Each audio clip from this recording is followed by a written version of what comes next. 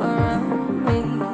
It's like holding up the ocean. I need you to breathe for me. Breathe for me. You take my breath away. So breathe for me. Breathe for me. Breathe for me. You take my breath away. So breathe for me.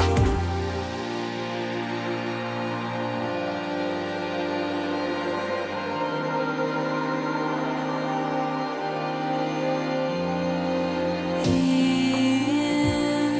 and out. In and out. Breathe for me. You take my breath away. I need you to breathe for me.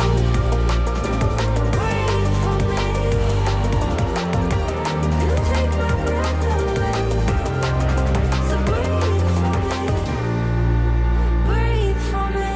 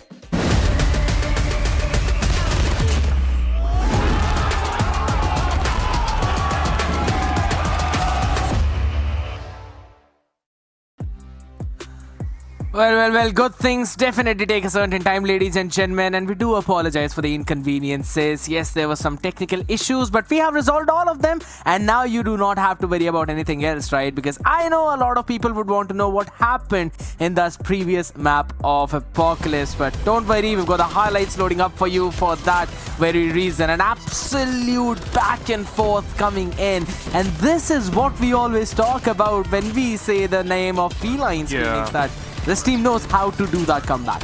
They certainly know how to do that comeback, but eventually it didn't last that long. You know, it was a 3 points difference between the players of Team Felines and Team Time2Pound. Eventually, Team Time2Pound managed to get the dub in their favor, but it was a really tough battle, ladies and gentlemen, and it was a nail-biting performance from the side of Team Felines too.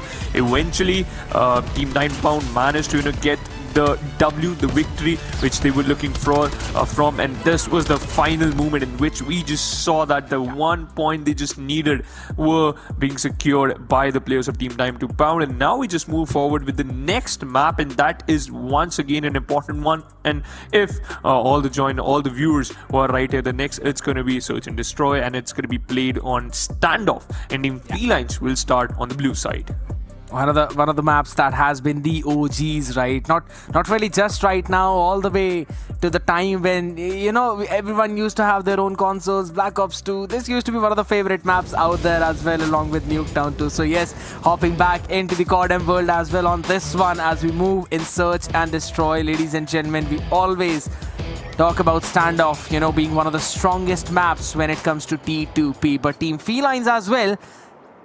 And no strangers onto this one as we all move in. Felines on the defensive side, as Phoenix mentioned. T2P on the attack out here. Going to be taking that control over towards the A and B. Now the question is, where do they want to rush? They haven't committed the bomb yet, so still want to create that question mark as we move in over towards the hotel. Trades coming in instantly back and forth as Nixo finds Master. That was a big one as well because the advantage was taken by T2P.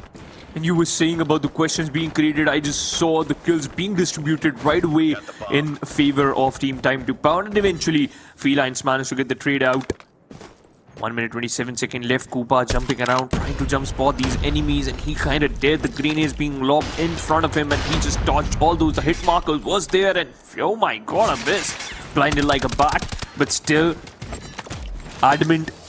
They got the side, they got the control, and now Abyss plant the bomb. But look at the position of Lemon. Bomb has been planted. I like from where he is playing, but he got to move. Grenade being launched instantly, and Lemon got a frag. As I just mentioned, he got a very, very incredible position. Yeah, I was standing up in the hotel yard. Instantly able to catch one though. Crusher still holding on. Random needs to go big out there in his position. Only good for one right now as the movement picture perfect from Koopa and Lemon. That nade which was being launched by Koopa all the way from the haystacks, eventually forcing and pushing the members of T2P into the crosshairs of Felines. And that's when Lemon was able to find a big value, and then moving together, understanding that towards the bakery backyard there would be one player. The trophy system was already deployed by Random to try and dodge some Q-tills, but it did not really matter. And now it's a full-fledged rush in over towards the A. A couple of nades being launched in. No trophy systems there, so Felines will have to respect all of it. They certainly do. But Lemon, the last round game changer has been dealt with already, and that's a perfect trade. Master, the grenade has been once again lobbed, but Koopa, the sniper connects. Cav got a no playing, and oh my god, the damage is perfect. Abyss managed to get one, Abyss managed to get two, Abyss about to get the third one, but Septic managed to shut him down. Nixo with a trade of his own, and now it's done. What a quick way, and what a quick way to defense it out. Ready for the next round. That was such a fast retake coming in from Felines, instantly taking those players. I genuinely thought Scav might have made a mistake after missing out on some of the shots over towards the player near Tractor. And Abyss almost catching two, or rather three out there. He was able to get two of them. But I'm loving the fact how Felines have always been ready for Random with these late plays. Right now playing very aggressive over towards the gas station. This looks good. Grenade once again perfect. Suxim got spotted. The wall bang from Crusher was working out. Dished out some amount of damage, but he has to be prepared. This gas station looks heavy. Contested. And yeah, the damage has been dealt with. Secures one. Goes for the second. Abyss with the cleanup. And that's the end. That's the way you can just start your journey for the victory. Lemon once again getting charged in. Switches up his position. He is going back to the safety, but maybe I spoke too soon. The bakery has been contested already. Instantly going in the crosshairs of Random though. Scab. He's good for one, but it's an ace or nothing. Almost catching the second. Abyss. He's gonna try and survive out there. Dodges the nade as well. He saw the lineup, right? So he's got an idea that there's someone behind him too.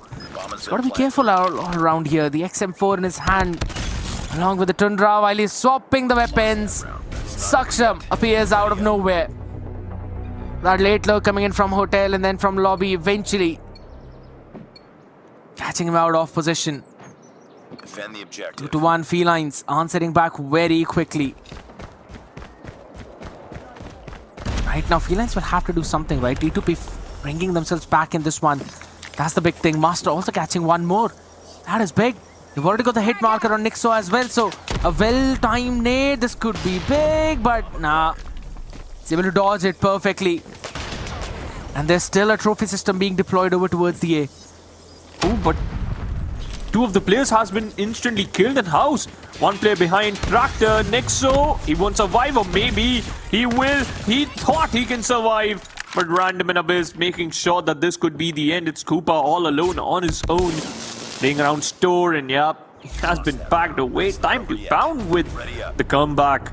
And now getting 2 rounds on board for themselves. That's an equalizer. Now we're moving forward with the 5th round of this particular mode. Defend the objective. Standoff once again looking kind of balanced between these two teams.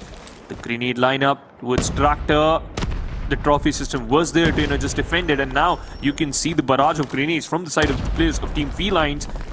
But it seems they got the control of Hotel, so Time2Pound, they can easily switch towards the B side. Still a stack over towards the A with the same trophy system, which was destroyed instantly last time by T2P. This time around, this is bold coming in from Crusher though, and off angle, and Nixo still wins it out, destroys the crosshair of Crusher. That's a massive whiff coming in from him, and this could very well be round turning right now. A little bit of progress made over towards the B as space has been taken, but don't really have any major smokes, so you can't really block the line of sight of anyone who would want to play in from the store, or maybe want to try and surprise you. Right now towards the shortcut is where they move, but Scab still holding down. He's got to be careful right now. There's 3 people up in front of him. He sees the head of one, but does not realize the Abyss is behind him.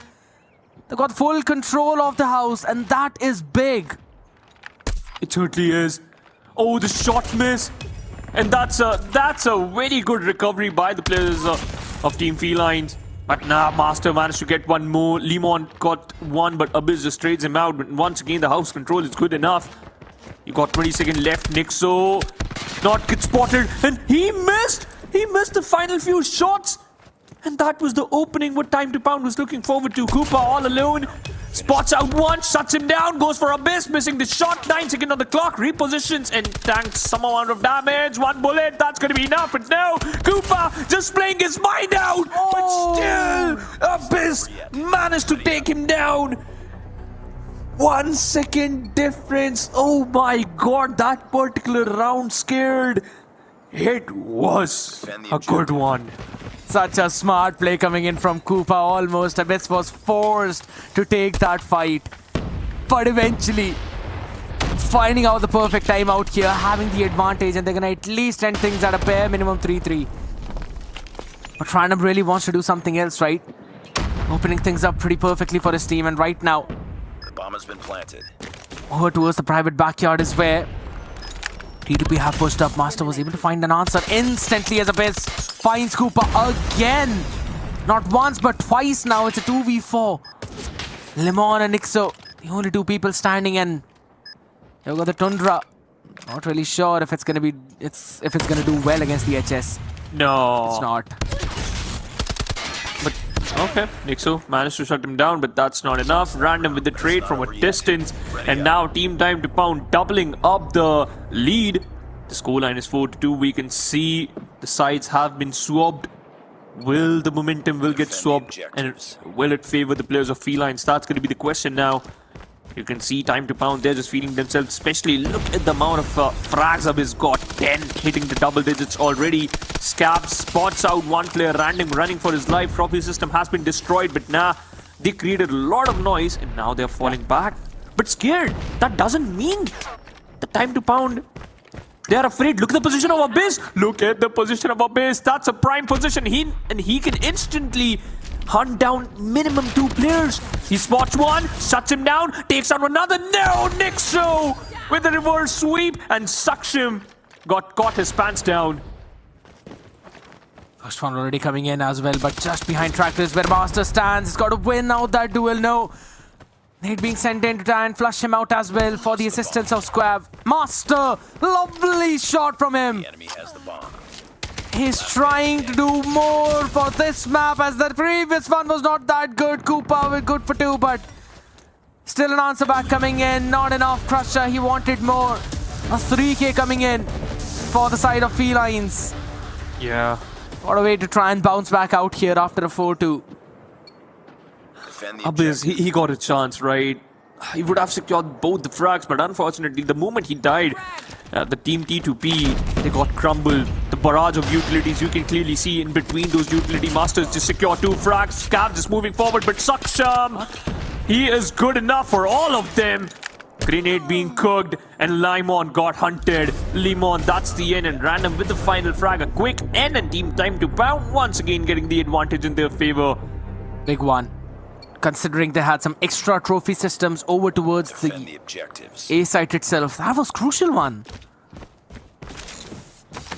Making sure that all of those nade lineups, which eventually caused some problems for them in the previous round, it's not really doing the same thing this time around.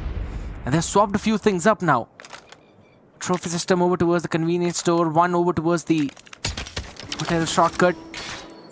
That's big right now behind the tractor again. Saksham. My goodness gracious, he's so very close. Scav though still is able to find one. Master instantly traded off though by Saksham as he still holds the position close. And that's the bomb down as well.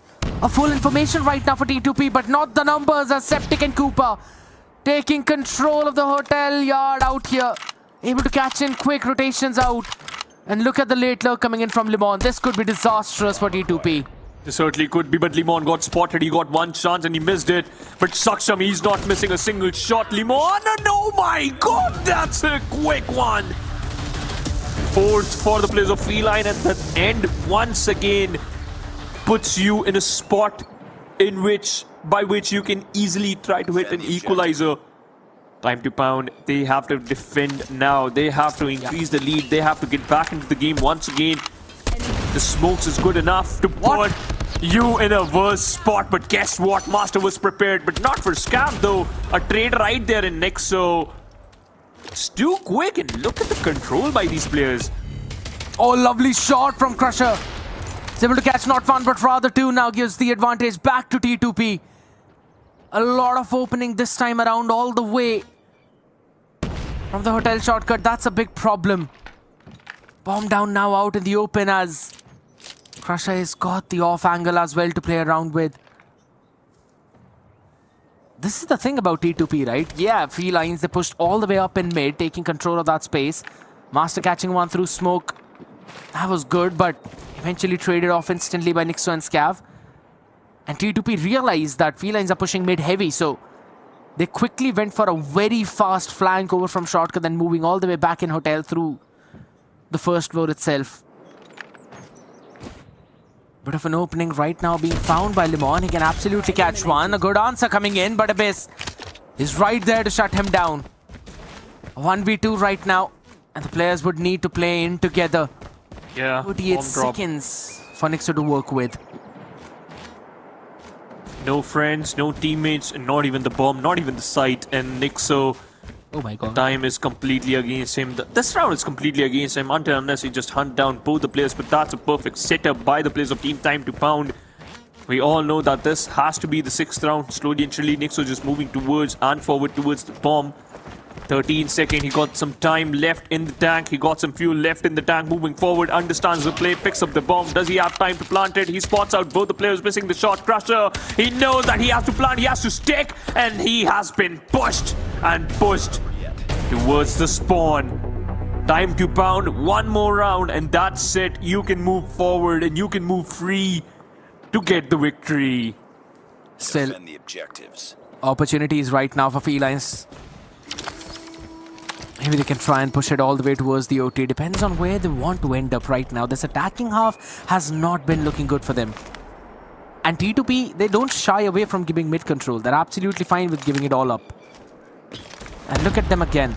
Trying to read on to what Felines will do. Pushing 4 people over towards the A. All the way towards the private backyard now. shots being fired, few extra trophy systems still up in place. One of them taken care of. There's still one more remaining out here as the lineups go in, but no one was actually planting out there. Yeah. Bomb has been planted. 40 seconds now, and now Team Time2Pound, they have to work. Not even a single frag, but the moment I said, Limon opens up the opening and Saksham is down. Abyss looking forward for another frag. Crusher might get an opening of his own. Scav spots out a player. Abyss got taken down and dealt with. Crusher completely spotted and Septic with the grenade. In fact, Septic with the frag, apologies. Nixo. Yeah, that's the end. An easy end for the players of Felines. 1 round for the victory and 1 round for an OT scared. This game. Good anticipation. A very good anticipation coming in from Felines.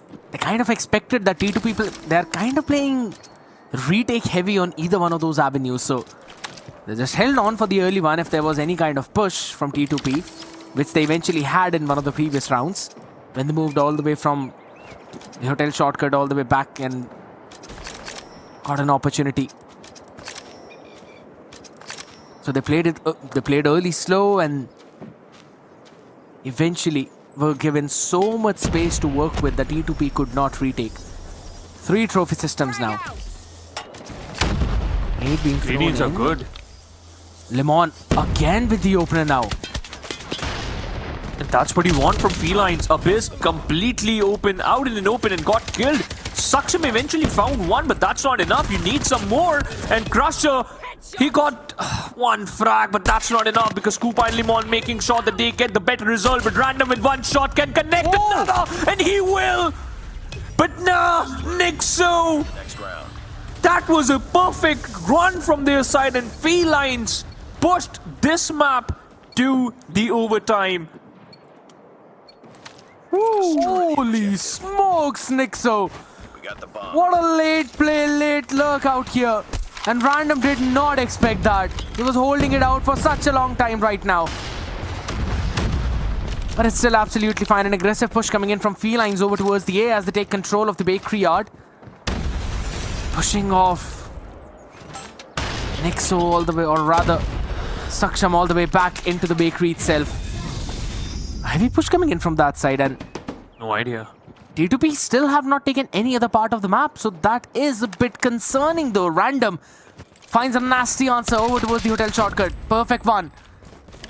Taking control of the store as well now. They'll be moving forward as Crusher is taken down all the way on the other fray, but B is open for business. Completely open for business. I like the position of where Nixo is playing, but that's not as much as beneficial as we expect it to be. Abyss clearing out the angles. You got the advantage. You got the bomb and Scarf. Yeah, spotted and killed right in the spawn. Koopa hiding behind the tank. Won't survive for so long because Abyss will hunt that player down. Nixo, he knows that this is a 1v4 completely against him. And yeah, Master, the bullet is perfect. The shot was perfect. And 1 round away for the victory. Time2Pound. 1 round to get the double digits on board. Objective. 4-2 was Second number, yeah. the record of both of these teams right now. A couple of nades now being lobbed in over towards mid to stop any kind of aggressive play over towards the A. Felines yet again having that anticipation, playing it slow. A 1-for-1 trade. Crusher's been taken down by Scav. But look at the position right now coming in Yeah. from Saksham, still inside the hotel, still holding down. Will he be anticipated is the question. And an off angle, yes, but Limon all the way up on the first Nice. floor, catches Abyss on that rotation though. Saksham will have to go big right now. He's got to make a play, and he eventually does. Takes out Nixo. Still down to a 3v3, still possible. Some shots being missed by Master. Unfortunate for him, all of that has been caught on stream. Look at the position of Limon, by the way. He's playing the late game. He's playing that extra advantage. And I think so Limon can surprise the players, and he certainly will. Random once again killed. And right now Saksham is trying to hunt down where Limon is, but he's too Oh late. my God. You have only 30 seconds. That longer route he just took is just perfect. Master, he's also got spotted. Saksham, very less HP, and I think so this round is done. Felines might get this one, but Master, it has to be a perfect battle, but Koopa makes it uneven for them. Saksham, the spray was good, the shots were not perfect, but this time the machine pistol will work. 14 seconds on the clock. He knows where the final player is, going towards the bomb. Will he able to defuse it? Open. Will he able to get this one? But Limon, the perfect player, once again outplayed his opponents. Time2Pound denied again, and Felines back in the game. The time this Defend the dude objectives. picked it up to move into the warehouse was an absolute impeccable. Timing out, my goodness, Limon. Found random over towards the hotel shortcut and then moved in over to the warehouse. That was big What? one again. An aggressive play coming in though. Abyss answers back. Septic shut down still. Nixo holding it down. Just one last bullet is what he needed, but still Abyss is going to survive. But Koopa, he had the opportunity and he took the shot. And that was a perfect one. Crusher instantly dead. 3v3, the situation is even Steven for both the players. Eventually the map control for the players of Team Felines is looking good. You got all the angles checked, you got all the openings contested. Abyss clearing out those crucial angles so that nobody can backstab and nobody can, just punch the players down when they are down already. All the players moving together. Take control of the gas station, clearing out. Once again, the trophy system will get destroyed. But Master! No! He got killed out in an open! Big play coming in from Limon again as he was holding down the angle. Hotel shortcut still in control right now. Inside the hotel, you've got to try and make a play as Random clears out every single avenue, but they don't really have a lot of time remaining right now, and I'm not quite sure if they're playing with those smokes or not. I don't think so, considering everything that they've got. Trotted. And now Nixo is going in for a late lurk as well. Limon still catches a base, and this should be a done and dusted round now since the bomb is out in the open too. 20 more seconds now. This could be the first opportunity where Felines eventually move towards the map point. And yeah, Random, good luck trying to find someone. He's got the Oh, first shot in. okay. 9 more seconds. He can actually get the plant down. He certainly can. He is planting it down. Both the players working together. Nixo, he knows that USS-9 is the perfect weapon to work with. The shot. He missed that. Random, completely bamboozled by the presence of these two players. Oh my And God. Felines, finally, ladies and gentlemen, finally, after that equalizer, they got an advantage. Will this be enough, Scared? Because from the past two overtimes, we have been seeing Time2Pound unable to, just clutch it out in their favor and unable to close the game in their favor. But Felines, they got the advantage in their favor now. Will they do it? That's going to be the question. Whole squad moving towards the house. Slowly and steadily. I love the position of Limon though. He's alone, but he knows that he is holding a very crucial angle. First floor of that bakery right now. They'll have full control of mid, but D2P, they're not really playing in mid. We have known them not to aggress mid whatsoever right now. Saksham in a very crucial angle. Machine pistol catches one, instantly traded. Septic answers back at him as they take control of the convenience store. Now they can maybe go and plant over towards the B, as they know that T2P don't really like to play in mid. But you still have got an angle that you need to clear out. That would be around the tank. Koopa answers back pressure though. Master with an instant trade as well. And that's the bomb down out in the open. Random catches one more. Lovely shots coming in from him. He was not able to win the previous one, but he will definitely win this one for his team. Down to the last 1v3. Nixo, you've been a nasty lurker for a long time, but can you pull it again? The biggest question, Nixo spots out one. Random dealt with, understood the play, but eventually Master was even prepared for that play. Again, a defeat and another overtime, ladies and gentlemen. This is not the game which we expected to be this long, but eventually this is. Time2Pound gets another chance to close things out. Felines, that's a reset for them. Look at the grenade. The trophy system has been destroyed. You got some hit markers, but not the frag. But Random, He opened things up with a frag of his own. Fine Septic. That was again pushing a bit too far over towards the gas station. Eventually punished out there as well, Limon. He's been a big player all the way towards this alley, but still, this time around, he's not able to catch one. 1-2 weighted switch out here, and off angle being prepared. Still players jumping all the way around. It still needs to be a good one. Nixo was able to answer 2 instantly, and it's all down to a 2v1 right now. An advantage in the hands of T2P, and a chance to AB get another lead, though Cooper denies that. He answers back. And now Abyss has been leading the chart. Can he lead it again? And it's no from Cooper. Pushing Felines again towards the lead. Felines, you gotta have this. You have to take this one. You have to end this SND in your favor. Abyss, 17 frags. Cooper, 17 frags. Both the lads, even amount of numbers, even number of frags. But eventually, that's not the way you should end things up. Master once again found the man who denied the victory. Cooper dealt with already in the starting few seconds of the game. Random spots out another player, understands the player are close, but you're completely unaware about Scav. He can easily push you down. I love the position of Saksham too. Slowly and steady, he's just moving forward. Crusher denied, but Random meanwhile he secures a frag of his own. And no way Master gets a frag, but Saksham has been dealt with. 2v3 in favor of Time2Pound. Got the bomb down out in the open, so that's going to be crucial. And behind the statue is where Master is constantly playing. I'm not quite sure if Septic will find a value out of there. Still playing in the hotel yard. Septic is going to move all the way far back again. They're waiting for T2P to make a play or to make a mistake right now, but they're not giving them an inch. Full control taken. All the long avenues now in control of T2P. You can't really move in from anywhere this time. The private backyard is the only space, but you will be in the crosshairs of Random instantly. And he's not been missing his shots. I mean, not a lot. As soon as I say it. You're the one who jinxed it. I think so. We know whom to blame, but for now, Nixo spots out Abyss, and Abyss deals with the situation so quickly.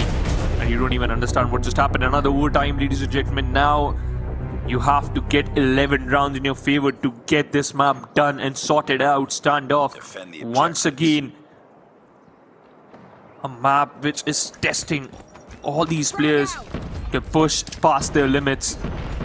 From a very long time, we can see Master was getting an opening frag, but this time he is unable to do that. But missed the first shot, connects another. Scav and Cooper, they are dead in the few seconds, and the plant down from the side of Team Time2Pound. That was a quick one. Nice play coming in right now, though. Abyss answers back instantly on Nixo.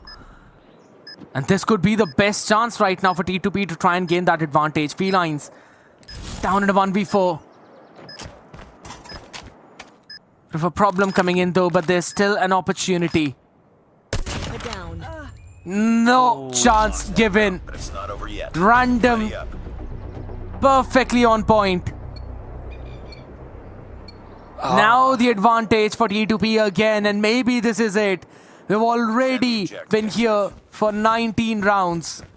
This is the 20th we are talking about. 19 rounds for the player, 19 frags for Abyss. He might get this 20th one.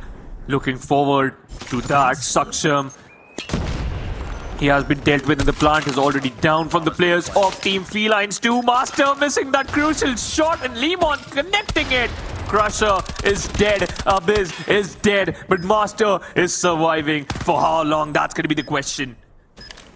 How long can these two players do it? Master and Random. Random has been on point, but again, Tundra in the hands. To be honest, for both of these players, so really the best out here, up close and personal. Master able to answer. Random missing out on his shot. Machine pistol in the hand, but the rotation is just impeccable. 10 more seconds and no more lives. We move on to another overtime. It's a 10-10 for both of them. Come on, Felines. Come on, you have to get this one. Objectives.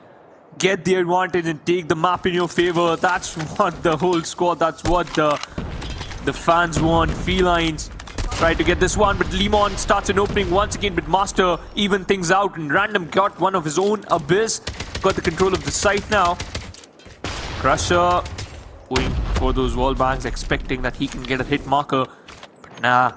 Felines not giving them that satisfaction. 3v4 in favor of Team Time2Pound, but it all comes down to Limon, how he will aggress from that situation. And both the players, by the way, Nixo and Septic, towards mid. Pushing it all the way. Right from the bakery now. This could be crucial. Random instantly able to shut one down though. Can he make a two-piece out of it? Absolutely not. Nixo answers back. Some shots being fired from behind him, but it's a 1v3. And I don't think so that's happening right now. He almost had an opportunity, but Master was there, positioned pretty well. Out there in the lane, perfect play. T2P again, another chance for them to close it out. My goodness, it was a 6-4, I last remember. Yeah, man. From that particular scoreline, we are just here. We're just right here. That's 11-10 in favor of Time2Pound. Once again, in favor of Time2Pound, but I can't say the same thing for so long. Septic once again found an opening. The spray was perfect, but Crusher showcasing his perfection. Master looking out for another frag, scared. This is looking deadly because they got the plant down, they got the bomb down. And I still love the position of Koopa because he's just playing far away from the pack. Yeah. He can snipe out every single one of them if he got that chance. Or either he can create one, but Random gets one. Absolutely, a big opening coming in. All four players moving in together in unison right now, taking the mid control. And Saksham winning this crucial duel. Now it's given a chance. Still a 2v3. There still could be an opportunity. But Septic and Koopa answering back, but the defuse has been stuck. A ninja right under the noses of Felines. T2P steal it all away. Massive numbers advantage being pulled up over towards the last in a 3v2 and sending both of them up in front to be the bodyguards. That is not the way. That is not how you're gonna end things up, right? That was a ninja defuse right in front of your eyes. You lost it. Oh, that feels sad, feels bad for the players of Felines. Once again, they almost had it scared. You got the advantage, you almost got the pressure on the players of Team Time2Pound, but eventually they're just better. Or you can just say that 5% luck factor just worked out in their favor and a little bit of smartness, the cleverness.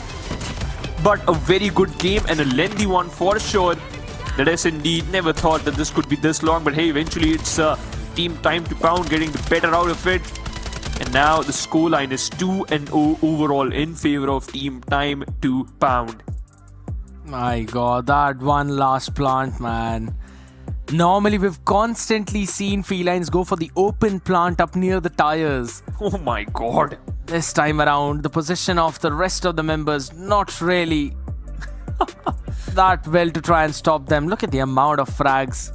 Yeah. 21 and 15 for Master. This man was struggling in hardpoint. He was Exactly. facing so many difficulties out there. And look at him right now. I mean, let's just say he's standing up to his name and for what people have known him to do. The redemption arc from Master, just one map after one map.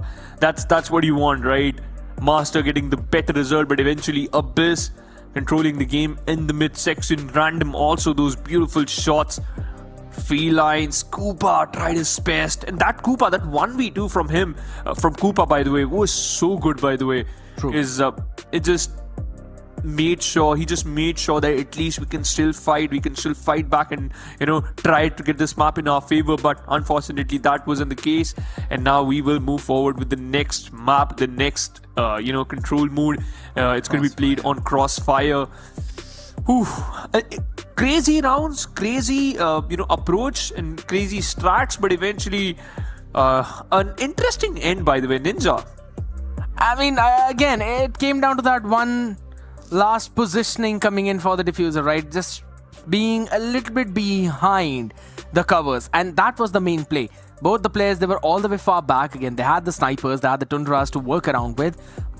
not really the best possible choice, considering there's still an avenue where you can try and stick the full defuse. And I love the call from T2P, sending out the rest of the 2 members to try and hunt down where the last few members are for the side of Felines, and eventually throwing their life away out there. Yes, they kind of threw their life away, but that's absolutely fine. It got you the defuse, it got you the entire map win throughout the game. And there were just constantly openings that were utilized by both of them, not just from one side. But here's one of the interesting things, right? T2P never really aggressed mid whenever they were on their defense. It was a full stack of either towards the A or towards the B. They were never really going in mid. When they had to retake, that's when they were retaking all of that space. So I kind of like that approach from them. Yeah, it kind of worked out in your favor, right? I think so. There was one moment in which Saksham thought that he can explore that mid area, but eventually got punished. And from that particular moment, they just, got a reset. And they thought, all right, I don't think so. We don't think so that mid is going to be a good option. Rather, we just control the choke angles and the choke holes so that we can easily, just complete this particular map and, control the players of Team Felines too. But now you got the lead, and eventually you got a heavy lead. You just need to get the next map, the next mode, which is going to be controlled playing on the map Crossfire. This is the lower bracket semi-final, ladies and gentlemen, and whosoever wins this will face S8UL. So once again, an important match to get a win and set yourself for the next lower bracket finals. Here's the thing, Felines are going to be starting onto the advantageous side out here. Holy smokes, Cooper! With a nasty lineup out here, a bit Saksham falling for that one. Instantly, they're still trying to take control of towards the A though, but T2P, they're going to be trying to maybe lock in the first stick of progress over towards A. Crusher as he finds some opportunity all there in the mid house. Still out there to maybe take them down. Felines, there might be spawn trap. They've got to be careful about that, as the second tick of progress also locked in over towards the A. Now that is big. Instantly a flash coming in, but capitalization not really there. Nixo could not find out the answer out there, and instantly the first minute is going to be claimed up. That's 2 minutes and 15 seconds on the clock by T2P to try and claim B. And they also have the life advantage, but Scav is trying to utilize that against them.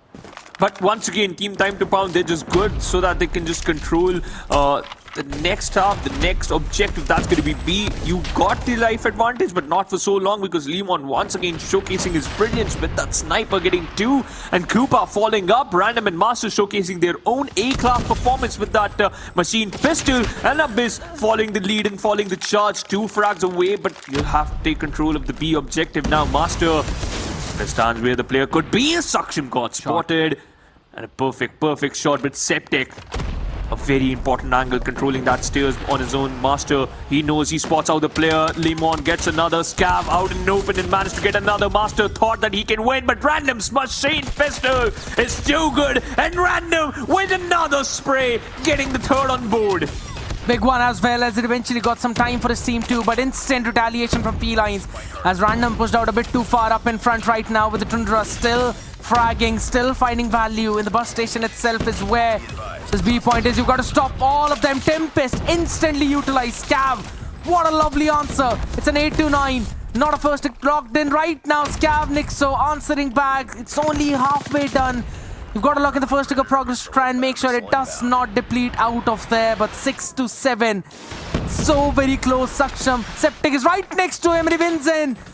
But not his teammates right now, as Cooper brings out the war machine as well. And still the life advantage for T2P. A 3v3 now. A good answer from Random. He finds one. Saksham. He's already got his death machine available, but he's not going to utilize that. 40 more seconds. A 2v3. Players out in the open, and look at the position of Random. He's still controlling full mid. Will now eventually move with his team as they try and lock in the first tick of progress outside near the bus itself. Spotted both the players out. Scav taking one. It's a 1v3. Septic, can you pull this off? You've got 3 players in front of you. Tries to retaliate. Good for 1, but not for second, as Random answers back. T2P win on their attack, Phoenix. Yeah, that was once again a nail-biting performance by Team Time2Pound, and props to Saksham. That approach, that was brilliant. taking control of the final movements, and now you got your Annihilator in your hands. Random collecting 2 frags. Crusher and Random has been dealt with. Nixo's grenade was just too perfect, and Lemon with the follow-up. Master with the machine pistol. We have seen this player going all havoc onto the players of Team Felines, but our best lead in the pack, Septic, Scav and Lemon getting 1 each. And now you have the advantage. You have the life advantage, and they are also looking good on that attack. It seems Time2Pound not as much as good on the defensive side as they were on the attacking. Crusher got his War Machine charged up or locked in, and now look at that. Look at Suction Master and Crusher. They are unstoppable. They certainly are. Big one by Saksham. There's also a trophy system to help him out as he's trying to spawn trap the members of Felines right now. The advantage not being gained, but still the first tick of progress will be logged in, or rather the second. They're going to work around with the third. Lineup not landing up perfectly for the side of T2P, and they're going to facing troubles. First minute added, almost not yet. Still being contested. Finally, A will be captured. Abyss was good for 2, but very late out in the fray. Septic moves up in front towards the bus station. He was not able to clutch up the previous one right now. He's also got the equalizer available. Brings it out instantly, ready to try and take Abyss down. He will be taken down as well.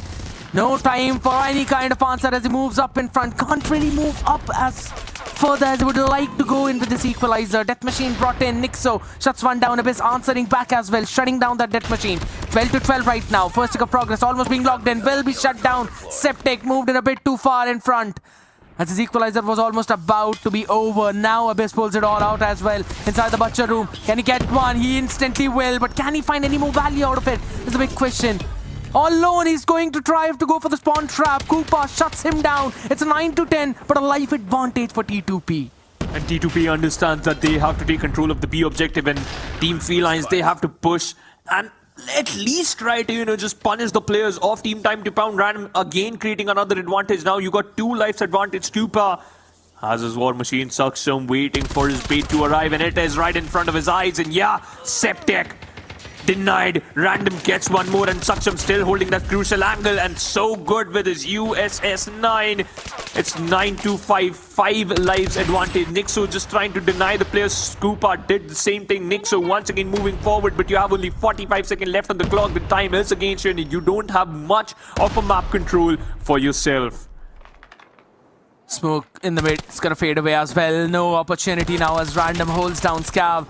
Shuts him down. Abyss moves up towards the shortcut. And he has done it. Nixo and Lemon, the last 2 members standing a 2v6 turning into a 1v6 as the clock also hitting the last 20 seconds. T2P, they've done it. It's going to be a 2-0 lead unless Lemon does unthinkable. But does he have enough? That's the big question. Tries to create the off angle, is good for 1, but Master shuts him down. Alright, now we are again switching sides. Look at Felines. They got 3 operator skills, so as the players of Team Time2Pound. But once again, you have to utilize to its perfection if you want to have a great third round in your favor. If you want to showcase a bounce back, Koopa and Crusher, both of them utilizing that War Machine to collect some frags. Both of them got 1, but that's it. That's the only frag you can collect. Random with his Annihilator again got 1. He got the score sheet up. The Hunter Killer drone is alive, and Random with the third one makes some room and makes some noise for this guy, because he was looking unstoppable until Septic arrived. Nixo and Koopa, both of them, they are looking good. Team T2P trying to take control of the site A, but Saksham and Random controls the mid, taking 2 more frags. Beautiful positioning coming in from Saksham. It's going to be shut down finally though, but he's already done his job. Third tick towards A is going to be locked in. It's the exact replica of what happened all the way back in the first round itself. But Scav, he wants to try and change a few things. Missing out the last shot of Tempest though. Switches up to Machine Pistol. Good for 1. But there's the trade coming in. Saksham instantly shutting him down. 23-21. Still a couple of lives advantage for T2P. They've got to try and move in towards the butcher room. That's where Felines are holding it strong. That's where they're going to try and stop the other members. A smoke in mid. It's going to deny the vision. But the position of Lemon, it's absolutely perfect. He's been having a Annihilator for such a long time now. Finally decides to pull it off. And this is the most crucial one. It's got to try and catch absolute massive value from this. Oh, lovely shot coming in from him. Makes it a 4K. Makes it a 5 for himself. Still the advantage for T2P, but Lemon has given a chance to Felines. But once again, that wasn't enough scare. That was the worst part because eventually he got a 5. He got all the players down, but still, Team Time2Pound managed to get the things down in their favor. Now, the life's advantage has been denied, and Felines got the advantage. Random got stuck inside that particular room, and he has been butchered alive. Abyss trying to get another frag, but nah, there's no point of chasing that one frag. And now Team Felines got an advantage, 3 lives advantage for them. Team Time2Pound trying to switch things up for themselves, but it's not working because Lemon, unstoppable, Septic on the other side. He's looking strong. The grenade has been lobbed, but the trophy system will protect you for a little bit more long. 50 seconds on the clock, and Team Time2Pound, they have to go and check how many lives they got. The answer is only 7. Big play coming in again. Cooper, Lemon, both of them answering back. Nixo has also got his operator skill available right now. Not going to use it away. They will keep it for the next round.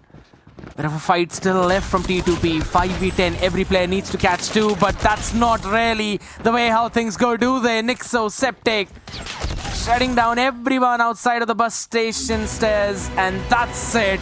Felines now just 1 round away from equalizing, but they are on the difficult half of this map. They will be attacking with T2P having 2 operators, but Felines have got 4.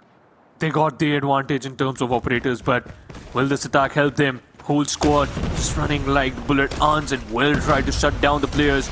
Koopa with his war machine unable to find an opening. Only 2 more nades left, but Nixo managed to get 1 Crusher with the trade. Koopa finally shuts down Crusher, and that's the end of that war machine. But now Nixo, he knows where the players are hiding. He knows where the players are, and that's why he was just trying to get them down. He got his operator skill in the back, so he can utilize whenever he wants. Nixo will try to get the trade of random, and he certainly will. Nixo, he thought that he was instant and quick, but nah. Master shuts him down. Abyss, he got his equalizer on. The life advantage has been denied by the players of Team T2P and Team Time2Pound. They know that they have to be a little bit clever if you talk about utilizing those operator skills. Saksham's death machine now is going to be pulling it out as well, trying to go for the spawn trap as Abyss with the equalizer pushing a bit too far in front. Scav answers back. The Tempest was pretty crucial. Now they're going to lock in the third tick of progress almost towards the A, as there's absolutely no one from T2P to try and contest that. They've decided to give up on that, and they will hold it towards the B. Lemon as well, he's answering back perfectly, but Crusher with the war machine. This one needs to find a massive value. Will eventually get 2. Can he get anything more than this is going to be the big question right now. Moving towards the laundry as he moves back up and towards the central building. Nice. Annihilator of random. Again, they're going for the spawn trap. Again, they're trying to find the value at the perfect possible time. The wall bang, it needs to be there. It's Nixo to answer back. Random with the Annihilator was not able to get the answer that he was looking for, but it still is going to be a trade-off. It's 14v9. Felines are on the back foot. Yeah, they certainly are, and now they have been in a whole world of trouble because Felines, this is 6 life advantage favoring the players of Team Time2Pound. Nixo! How he's so good! He's just dodging bullets. Seems like he's in Matrix right now, but for now, Abyss, he got spotted. Crusher with the grenade shuts down Nixo. That grenade was so good because he destroyed the trophy system earlier. Koopa found random in an open area, but now the 5 life advantage favoring the players of Team Time2Pound. 50 seconds on the clock, and they are holding the objective B. Septek has got the equalizer. He can eventually make things difficult from the other side. Now he quickly gets a 2-piece for himself. Koopa answering back along with him though, but a bit of a long-range Crusher shuts him down as Abyss holds his own angle as well. It's a big one in the Butcher, and he still is surviving. For as long as he lives, he will be a pain, and Felines can't flush him out. They are trapped up and they are bruised up. Koopa is good for 1, but it's not working out for them. Scav needs to go big. He will be shut down. Crusher answers him. 15 more seconds remaining. We never thought it would happen, but it's T2P 3-0 victory over Team Felines. On paper, that's a one-sided victory, but we all know how much pressure Team Time2Pound had felt while they were playing that S&D, while they were competing in this control mode. But eventually, we have to give a round of applause to these players. Time2Pound managed to get the victory in their favor, and Master leading the pack so beautifully that now they will move and try to face the players of Team S8UL. But how this match actually panned out, let's take a look by taking a look at the highlights once again. We saw the utilization of those operator skills so beautifully that we just got bamboozled the way these players are utilizing those. They're so comfortable. The only problem was the defensive side. Team T2P understands that how much important that is to be more controlled and more calm whenever you're trying to attack. It came down to those operators, man. That's where the main problem began for Felines, because right in the first round itself, when they were on the defense, they got their operator skills up earlier than T2P members, and that's where they decided to pull it all up and invest everything in the first round. T2P just held on to their own operator skills, and they also ended up winning throughout their own attacking side in the first round itself. That was the big game changer. Had Felines saved those operators, yes, maybe things would have been a bit more different over towards the other frame. Maybe they would have been able to get their own attacking half itself, but T2P baiting out those operators on the other side and then getting a big win onto their attacking side, eventually transitioning into a defense win thanks to their own operators advantage. Yeah, it turned the entire tide. That's true, man. And to be honest, they know that, alright, the moment we get the advantage, the moment we get the first round, that is the moment from where we can, just easily close this game out. But now, you ask a simple question that Team Time2Pound, their dream is to enter into the playoffs, and now there's only one hurdle in front of them. Is going to be Team S8UL, and that is a big hurdle because we know the players, we know their experience, and we know what type of plays and play they can bring onto the table. But nice try by the players of Team Felines, man. I really appreciate the approach from their side. They were looking strong, they were looking good, and they were also not letting go the players of Team Time2Pound that, hey, you are trying to get a victory and you eventually might get the victory, but not that easily as you expected it to be. But a good game, and that is just the first matchup of the day. Scared, can you imagine? We got one more BO5, the lower bracket final, and then the grand finals. It's a BO7 in which Team GodLike is just waiting for their prey to arrive. This has been the storyline of almost every Call of Duty event out every in year. India, right? Yeah, it's GodLike making their way through the upper bracket, moving on to the grand finals, and then waiting for everyone to fight tooth and nail against each other in that lower bracket. And that's exactly what's happening.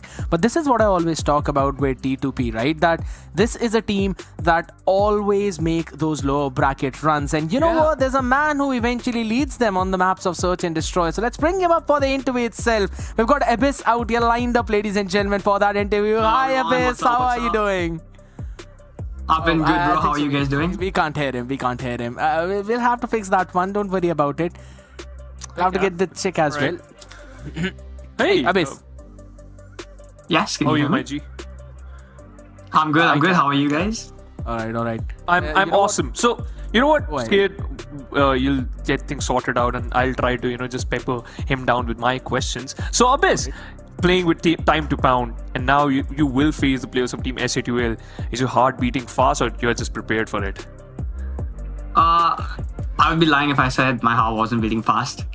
Because again, it is playoffs, right? It's all energy's up, heart rate's up, So yeah, we're excited, but we're also prepared. Yes. All right. All right. Yeah, Scared is Right. online, I think so. I mean, all right. So tell me one thing. We were having this discussion, Abyss, previously as well. Apocalypse making through, and then you guys also closing it out in one of the closest one. How important was winning on that first map itself, considering you were going on to standoff next? I think winning on that first map was probably the most important thing that we did.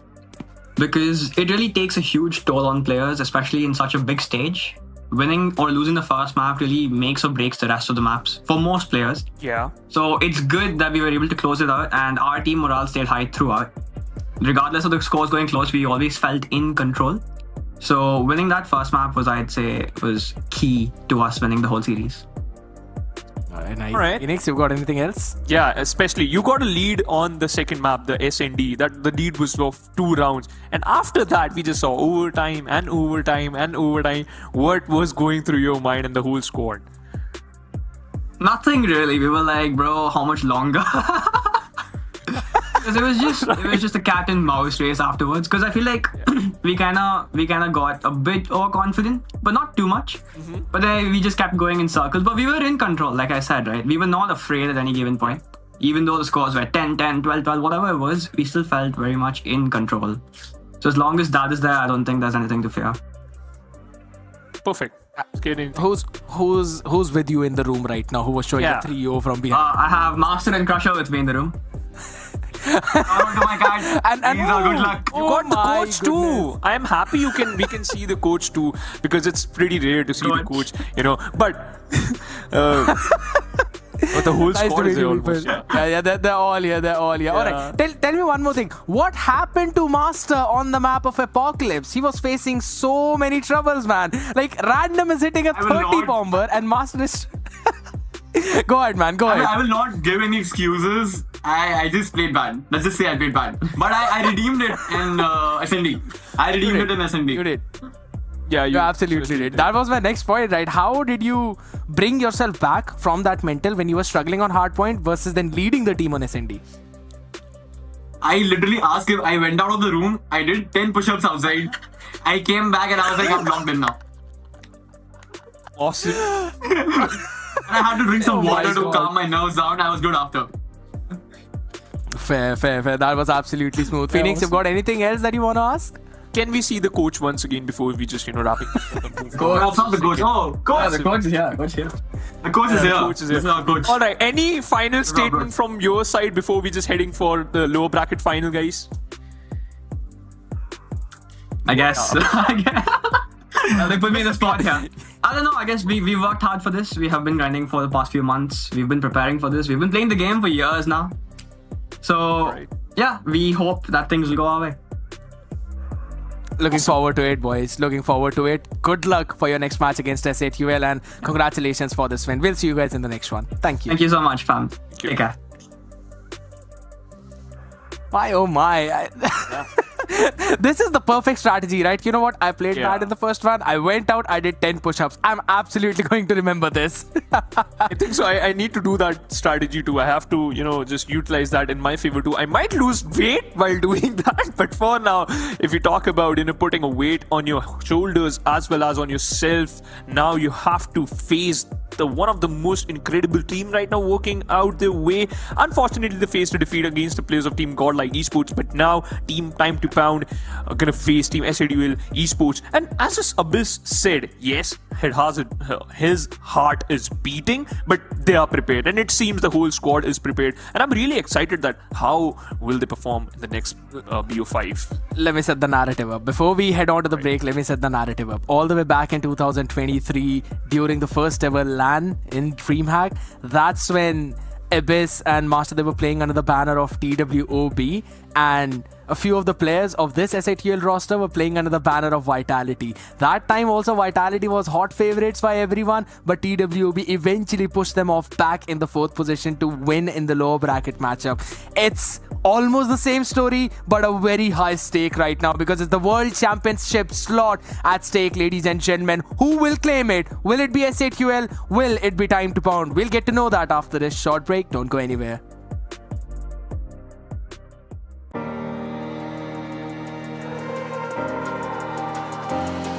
We breathe without thinking.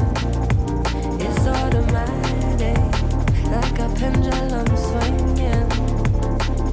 But I feel myself slipping. Everything's static. My body can't map it. I need you to breathe for me.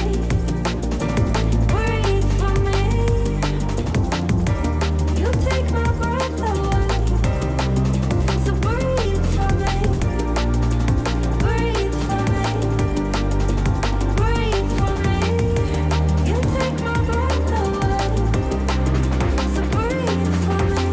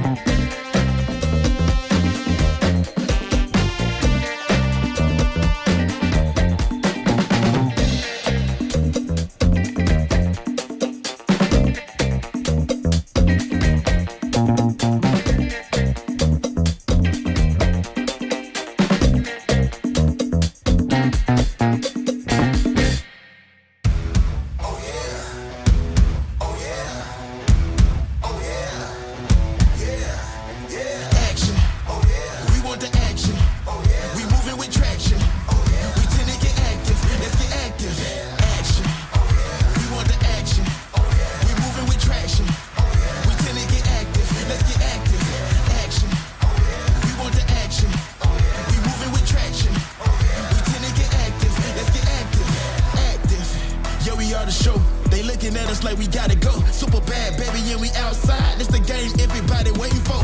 Pick 'em up off the floor. It's on the house and we about to blow. It's dynamite and who gon' stop it? Get the key and like it, baby, cause we at the door. Here we breaking the news, making the promise, not in it's to lose. Sorry, not sorry, don't pity your fool. Let's get it started, I've been in the mood. Take a look at the two, take a look at my fears. I be all in my bag, then I'm picking up two. I'm the best on the map, not a regular dude. The respect on my ground when I set it and move. I'm ahead of the line, making the rules, I'm ahead of my time. Watch how I cruise, I'm rocking the ship, tell the haters to move. The champions here, and we play that I do. Action, we want the action. We moving with traction.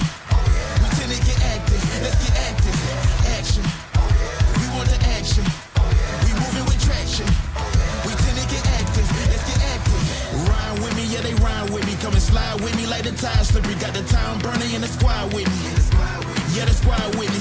Ride with me, yeah they ride with me. Come and slide with me like the tide slippery. Got the town burning in the squad with me. And the guys with me, this is our mission. This is our mission. Action, we want the action. We moving with traction. We tend to get active, let's get active. Action. Action. We moving with traction. We tend to get active. Yeah, let's get active. Yeah. Tornado, let's get active. Straight off the cuff, I'ma smash 'em. So come try your luck if we crash it. I am the captain, calling it pack. Action. We want the action. We moving with traction. We tend to get active. Let's get active.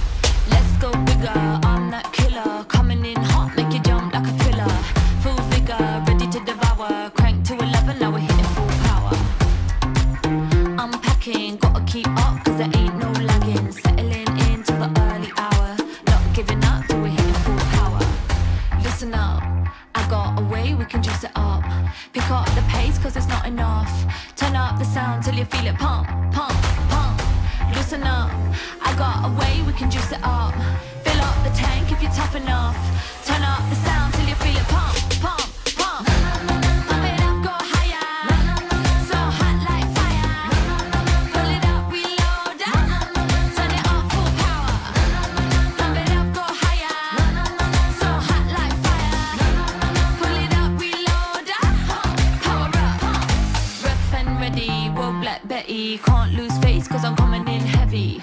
No filler, top of the tower. Crank to 11, now we're hitting full power. Beat slapping, gotta keep up cause there ain't no lagging. Settling into the early hour. Not giving up till we're hitting full power. Listen up, I got a way we can juice it up. Pick up the pace cause it's not enough. Turn up the sound till you feel it pump, pump, pump. Listen up, I got a way we can juice it up. Fill up the tank if you're tough enough. Turn up the sound till you feel it pump, pump, pump. Pump it up, go higher. So hot like fire. Pull it up, reload. Turn it up, full power. Pump it up, go higher. So hot like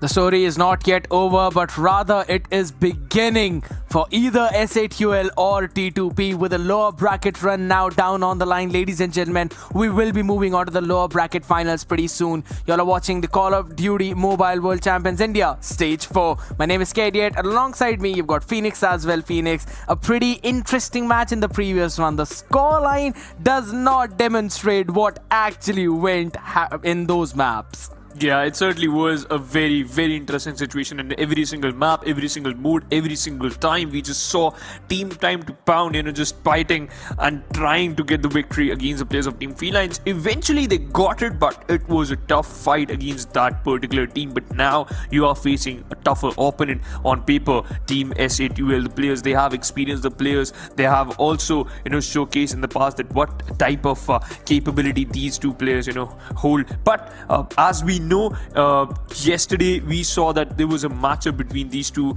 teams, and SATUL, which is better on. They were too good on every single map.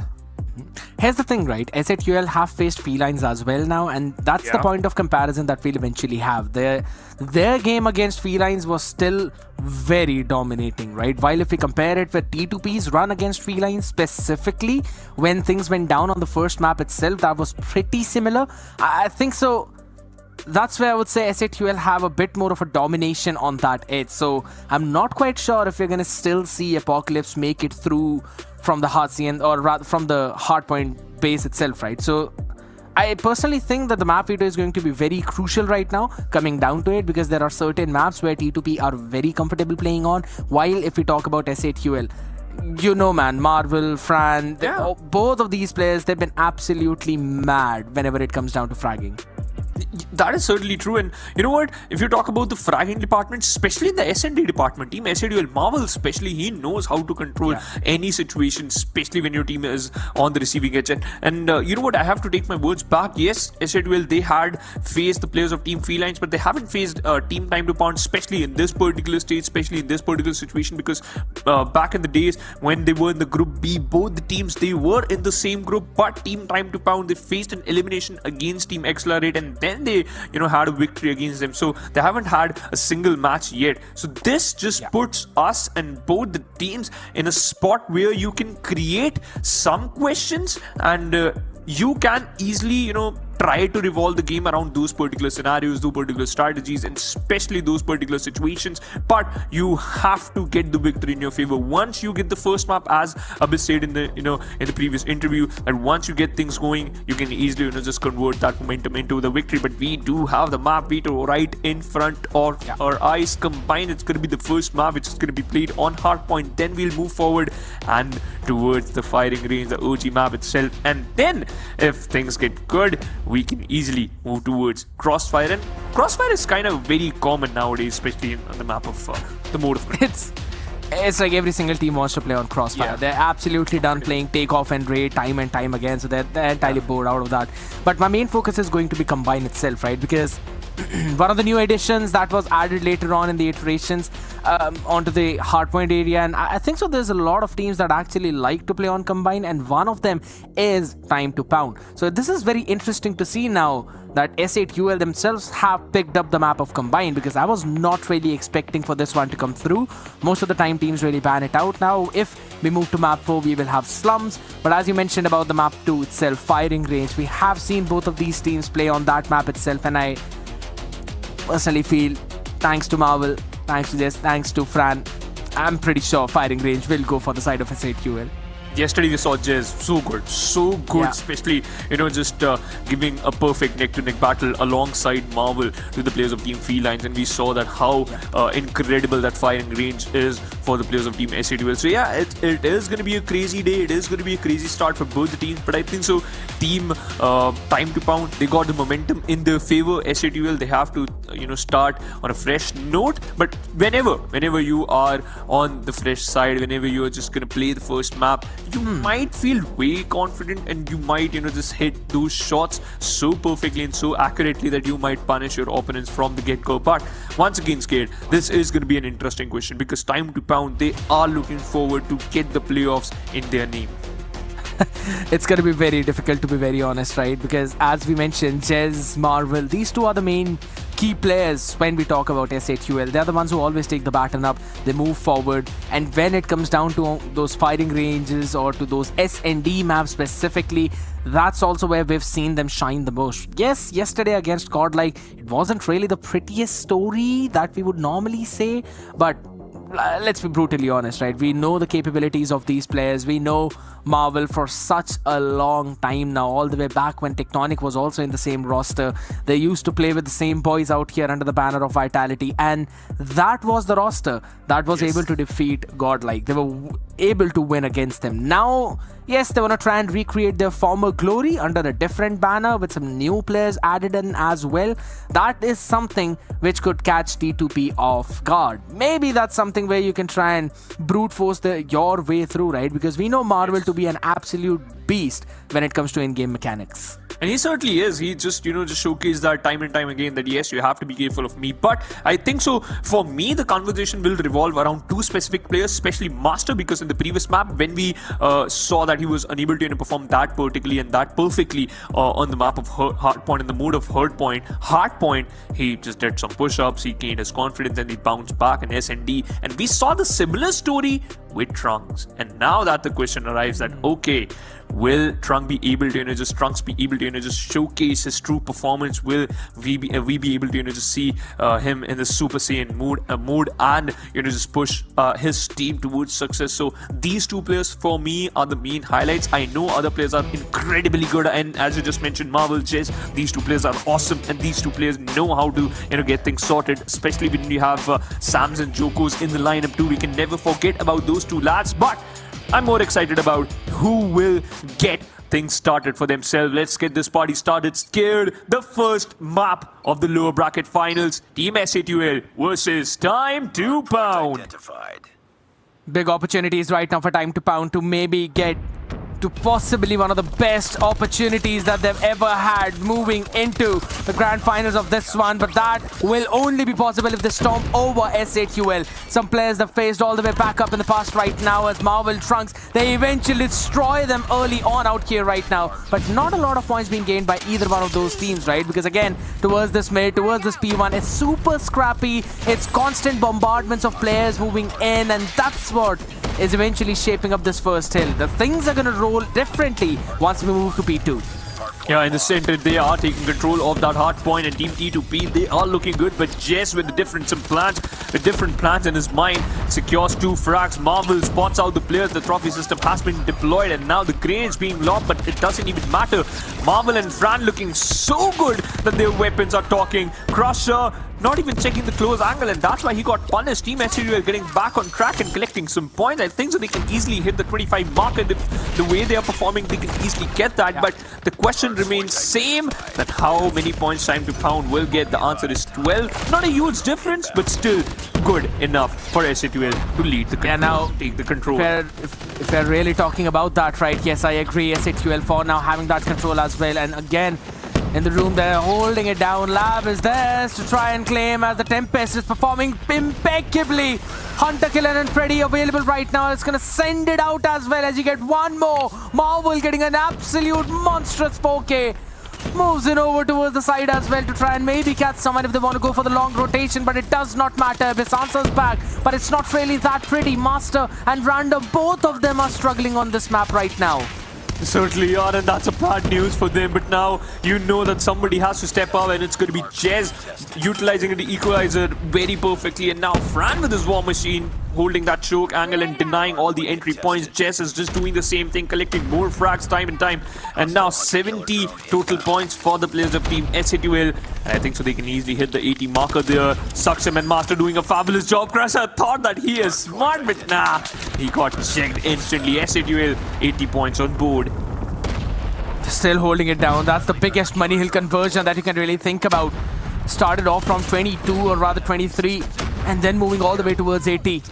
It's an absolute beast-like performance, and they want to convert the next one as well. Don't really have the perfect spawn conditions though, but they don't really care about it right now because they're still shutting down every single player. Yes, one trade is there, but Sam's with his own Sparrow just able to get every single one of them, turning into Hawkeye as Random finally he turns up the heat. He brings out the War Machine as well. Still needs to clear out a lot of avenues as this War Machine will do its own job. He shuts down most of them as Crusher joins in the fray. A 2K coming in for him. Finally, T2P breaking this hill control. Yeah, and finally T2P start collecting more points than we expect. Abyss missing out a lot of shots, but now he's back. Crusher, his Sparrow is online, but before he can just do something, Jez showcase that why you have to just defeat him, and then you can move forward. Jez once again looking too good, collecting more frags, but Crusher will take him down. Marvel, hey, he got his friend online, and we know that how much impactful that could be. SATUL hitting the triple digits already. Time2Pound only got 32 points, but it's not over. They already got control of the next hard point. Absolutely, still taking control as Marvel gets a big piece for himself. Master with the 4K only to be shut down by Sams. He answers back perfectly as again a major multi-kill coming in. Both Sam and Jez working in unison. Abyss answers back a 3k for the man. Gets 2 with a rifle and is also able to get 1 with his own nade. But Marvel, we know what he did with Tempest back towards Hill 1 itself. We know what he can do right now as he was still contesting it. But it doesn't matter. Crusher, lovely shutdown of the equalizer by the Sparrow as Marvel finally answers back as well. It's still a back and forth as Fran holds the position down, moves a bit too far forward, revealing a lot of his body.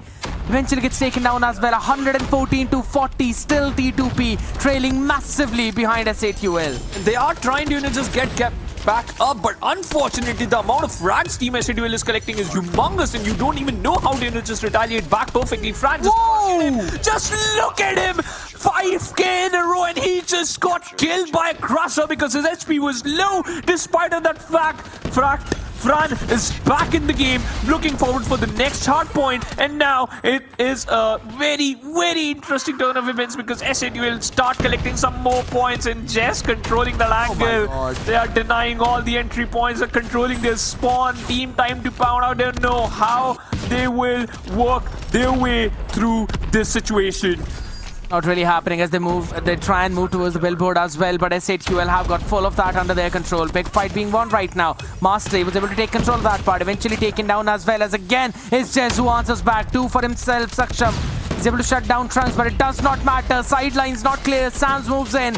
It's a full-fledged lockdown of Hill 1 and they're converting this hill into a money hill. It was never supposed to be like this, but S8UL 155 and still counting to a 43 of T2P.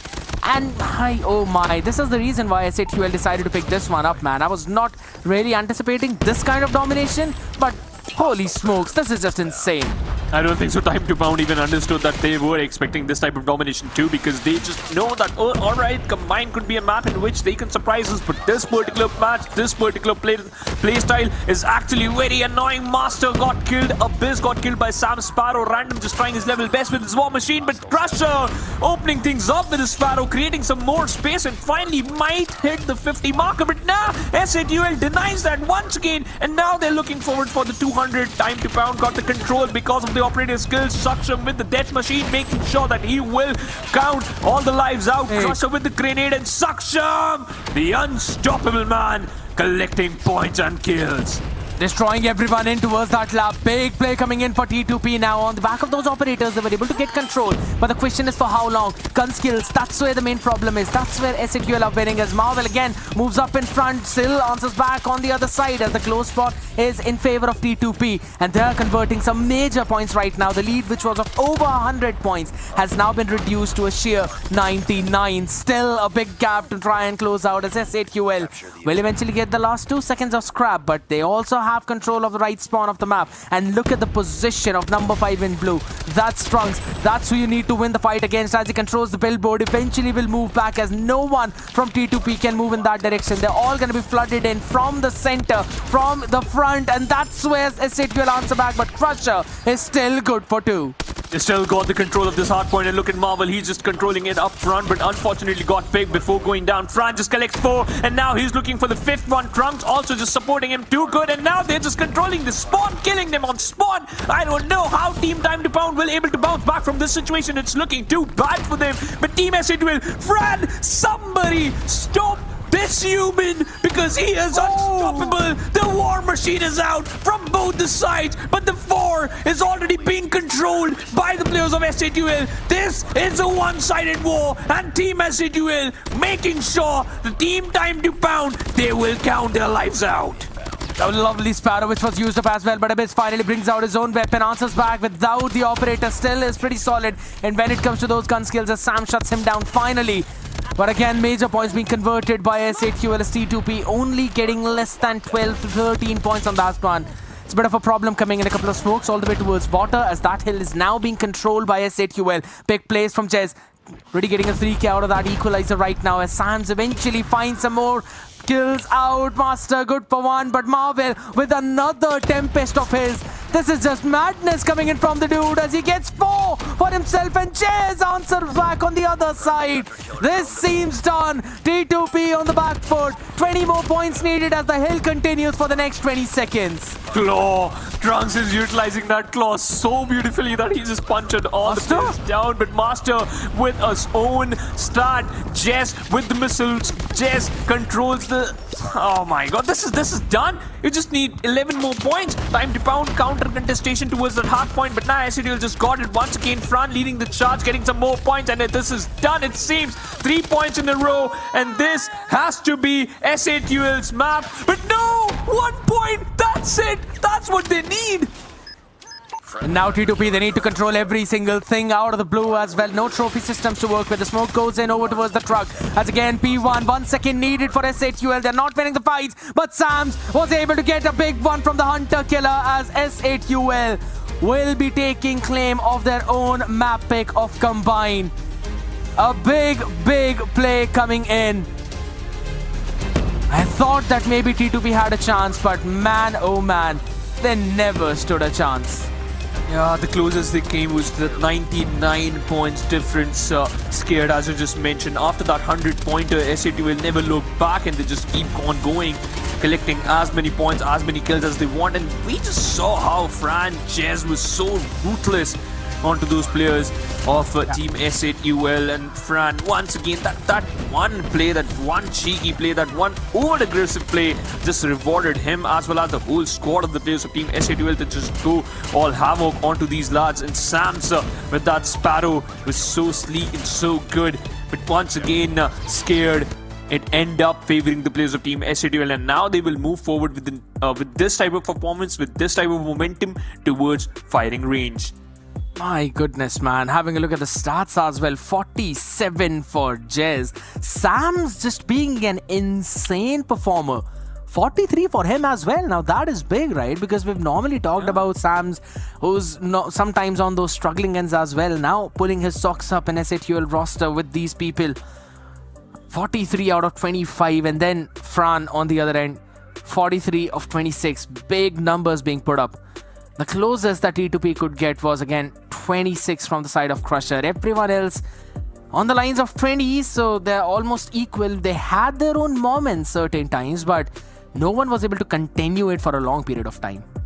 I don't know that just because of these type of plays in the mid game itself, Time2Pound, they just got lost, Scared, and that was a little bit scary, right? And it was there was a point in which by which we just saw, all right, when the players of Team SATUL got the operator skills in their hand, the cycle of those operator skills was so fluent that we don't even understood that, all right, at this particular point, Fran got an operator skill. At this particular point, we just saw Sams and Jokos were just cycling too good. So that's the way, that's the strategy you just, are looking forward to. And that's why they actually picked the map of Combine. But now moving forward with one of my favorite mode SNT.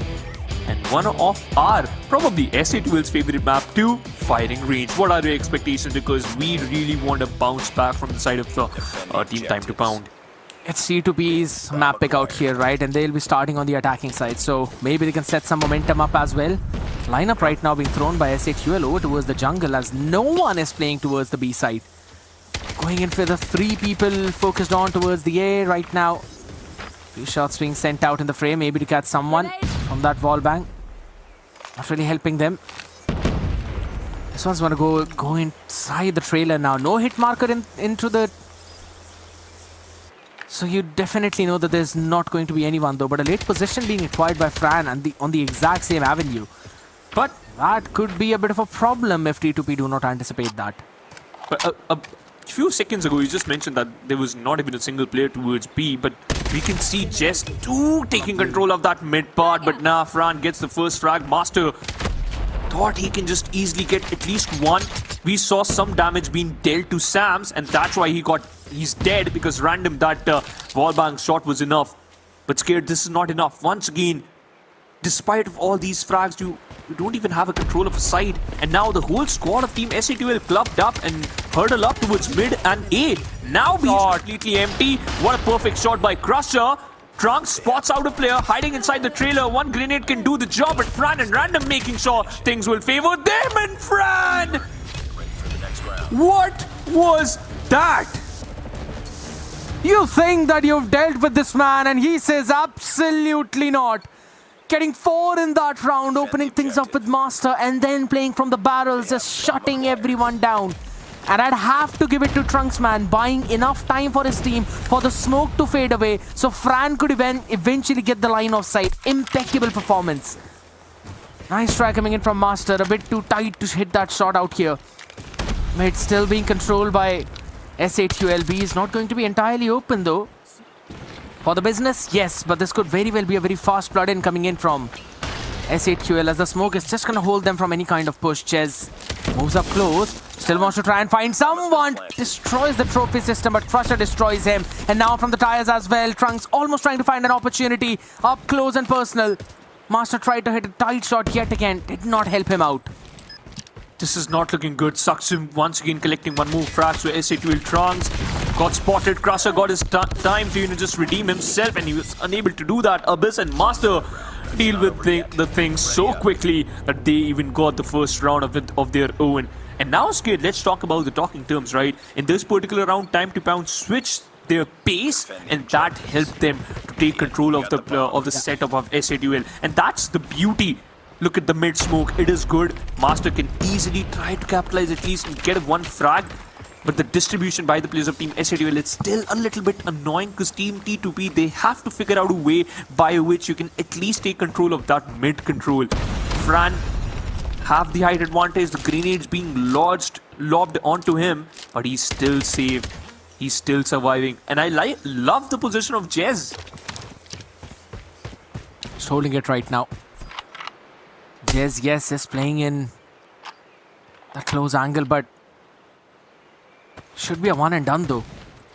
If in case T2P decide to fully push on out there, and that's exactly what they're deciding though. Jez still is able to get one, but nothing more than that.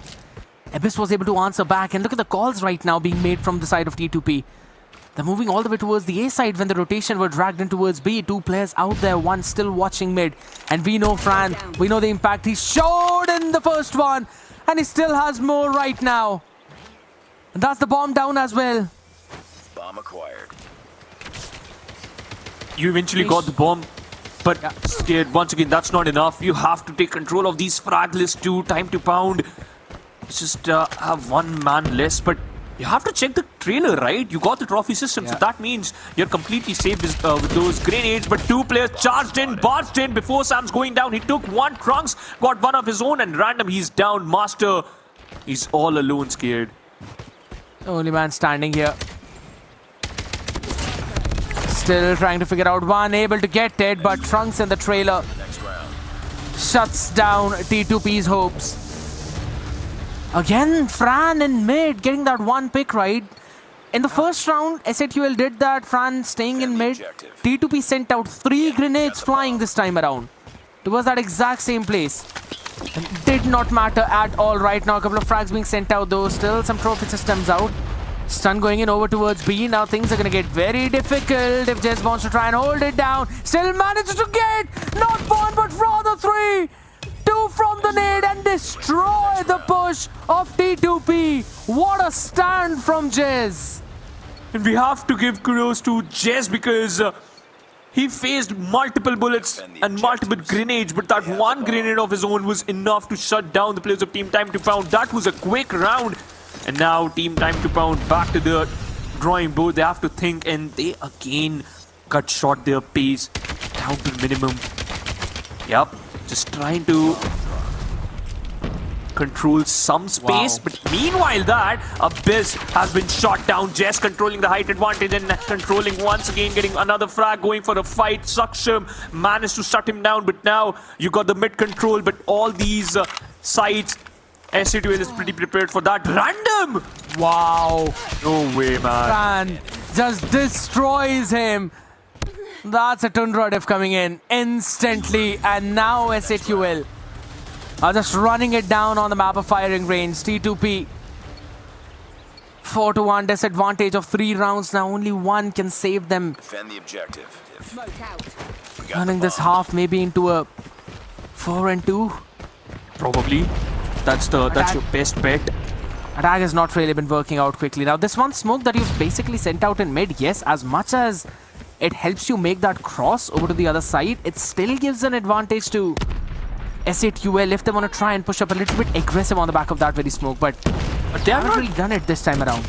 Yeah, they don't even care about that smoke. They just know that they have to take control of the back of side, and we have to take control of the choke angles, and that's why we can see a Marvel getting the trade, but Random instantly denying him. Good shot coming in. Bomb has been planted. Eventually, they'll get some space to work around with over towards that A site. Now they've also got the numbers to play around, but a couple of flashbangs being sent in. That's going to make things difficult, though. Still some corners that need to be checked, and they will be checked perfectly. The advantage now being taken away instantly. A nice play coming in from Master, but he's still got to stop the defuse because it's right under the nose. Next round. Not planted for him at all, as S8UL will steal the half 5 and 1. 4 rounds advantage, and now S8UL understands that this is their time to attack, and I would love to see how Team Time2Pound will defend. The whole squad of Team S8UL instantly moving towards B, and look at the amount of grenades. Abyss being bamboozled by those grenades, falling back to safety, brought the backup. He got the lads of his own team, and that's why Master found an opening. Frangen is dead, but you got to take control of those tires, right?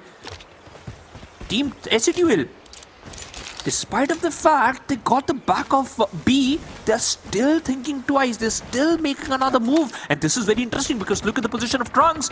They planted Trunks behind B back, and now they're moving towards mid and kinda A. And I think so Abyss is not going to expect him there. If he does, that means, yeah, his game sense is absolutely out of his mind. He did not. Trunks just shuts him down. Full control of B as they also get control over towards the A side. Lovely shots being fired right now. You've got a player of S8UL in every corner. You try and move up, and that's also where Jez will play.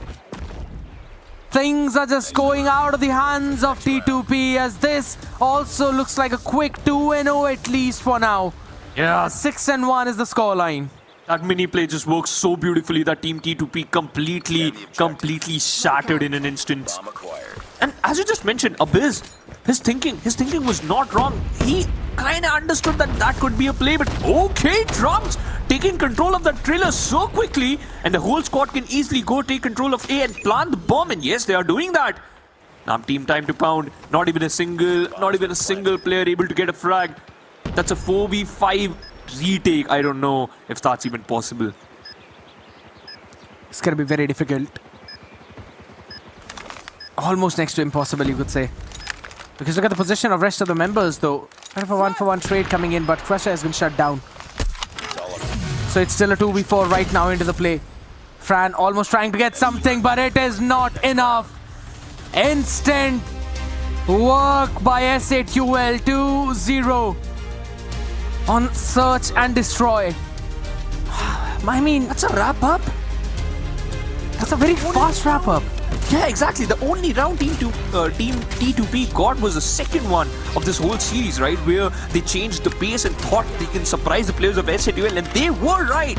They actively, and they certainly surprised the players of Team S8UL, but Jez's this one grenade was so good that I don't think so that Team T2P understood, alright, what they have to do. And we eventually saw that sniper diff, right? That fight, that one fight, costed them almost that full half. And you can even see how quick the match was, because the distribution of kills is pretty even between both the teams, right? Master got 5, Abyss with 3, Crusher got 4, Random also getting 4, Trunks, Marvel, both of the players got 7 frags and only 3 deaths.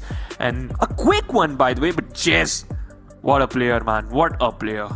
That one play coming in from him. I'd still have to give if I have to give the MVP, you know, yeah, I'm going to be confused between giving it to Jez and Fran, because that one nade play over towards the B side by Jez, where he first got one of his own and then sent out that frag as well, which got the next 2.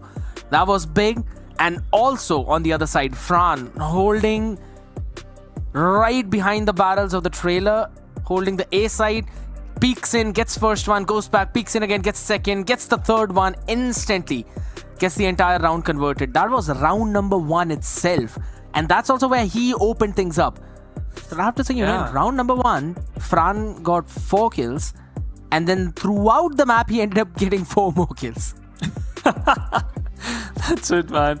So, what a perfect way to think, end things up, if you want to make you count, if you want yourself to be on the top 3, you did your job perfectly. 8 total frags. But once again, Sams and Trunks, the question will revolve around these two lads. Eventually, Trunks got 7 frags, but that's not where we want to see him, right? On the 5th position in the team list. I know it's a victory. Absolutely fine. Yeah. I know you're gonna say it's absolutely fine, but take a look at the bigger picture. That's the thing. Here's the thing. All right. Out of the entire positions where Trunks was playing around, right? Yes, you would really want to see him shine just like how he was in the roster of GodLike. A lot of people would say that thing. He's playing an entirely different route out here, in SND, and I know you wanted to point out the exact same thing, right? Back in round number 1 itself, he's been playing for the anti-flank plays coming in from T2P. He's just holding his position, thinking that there might be someone from T2P who would want to go in for the late rotation. Maybe there's a flanker who slipped out of under our noses as well. That's where Trunks was standing up. Now that's what was done in the map of SND. Right now it's Crossfire. The better side is the blue one, and that's where S8UL are starting off. So T2P again, an uphill battle, and this is the biggest one that they've ever faced in their careers. The point which I want to make is I don't want our conversation, all of us conversation should revolve around Marvel and Jez, right? It should revolve around Trunks and the other players too. But alright, moving forward, with Trunks once again opening things up. Random got 1 frag, and from the start, Saksham, Time2Pound, they are making sure that they can at least put up a good fight, and they certainly are doing that. Meanwhile, Marvel just doing his marvelous things, right? Collecting those frags, but okay, Trunks! Yeah, that's the answer I want from him.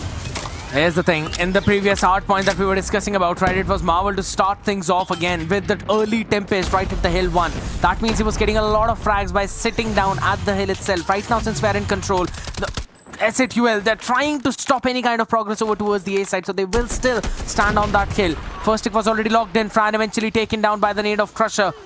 Not really getting any kind of spawn trap play coming in, but still T2P, they are claustrophobic. They have got absolutely no space to work with. And Marvel with the sniper is just deleting everyone.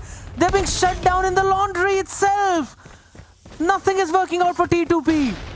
And look, you just saw what Trunks did, right? 1 shot, 2 dead. That's how you utilize his weapon. And Sam's on the other side doing the same thing. Meanwhile, Sam's got punished by Random, but still, look at the difference. A 10, oh my god, 12 lives difference. Marvel once again holding that one angle. Trunks getting those frags. He is looking strong, and Master, he's just got only 1. The question remains same. Scared that when will Master wake up? He needs to do those push-ups because this could be the end. You have to fight back, and Trunks is certainly fighting back, getting all the frags. That's the end of the first half. Flash banged at the last second, still managing to land that shot. Insane domination by S8UL. They absolutely demolished T2P out there right now, but T2P will have to push back again. Smoke going out in mid, along with the trophy system as well to try and stop this. But guess who's going to stop the war machine? No one. It's your lives that will be stolen away. That's exactly what Fran is doing right now. Sends out the 3rd one as well towards the bus station. Inside of it, still catches one more, maybe Jez. Answers back to Abyss. They're going instantly for the spawn trapping play, as they're also taking control of the A. My god, there's a pretty... Nothing is working for T2P. No operators remaining right now as Trunks ready with the claw. Shuts one down. Wants to rotate on the other side as Random lands in a close range stun brush shot. But is it enough? Absolutely not, because Fran on the other side is still standing strong. I want to see a bounce back from the side of Team T2P, and they are showcasing that. I'm happy. You can see the players are getting back on track. Eventually, there's a 6 lives difference, but you can even things out. Master on the defensive side looking a bit strong, but Marvel, he already got his Annihilator online, and Marvel, does he even need that? Does he even need that operator skill? I think so. His sniper is good enough, and now Marvel, once again, on with his Annihilator. Team Time2Pound. There's only 5 lives difference, and Master making sure that he can count every single life. Marvel just utilizing it once again. Annihilator. Meanwhile, Jess looking unstoppable. Team T2P 9 lives behind on the defensive half. This is not looking good for them. And yes, as you just said, make it even 12. It's almost done and dusted right now as Trunks standing up, reloading the HS. Eventually will be taken down by Saksham, picking up the right timing. There's still a Tempest available for Jess to try and maybe bring it out as well to close things out. But the second take locked in towards B, the third being worked up as well. Finally, they're trying to deplete all of that.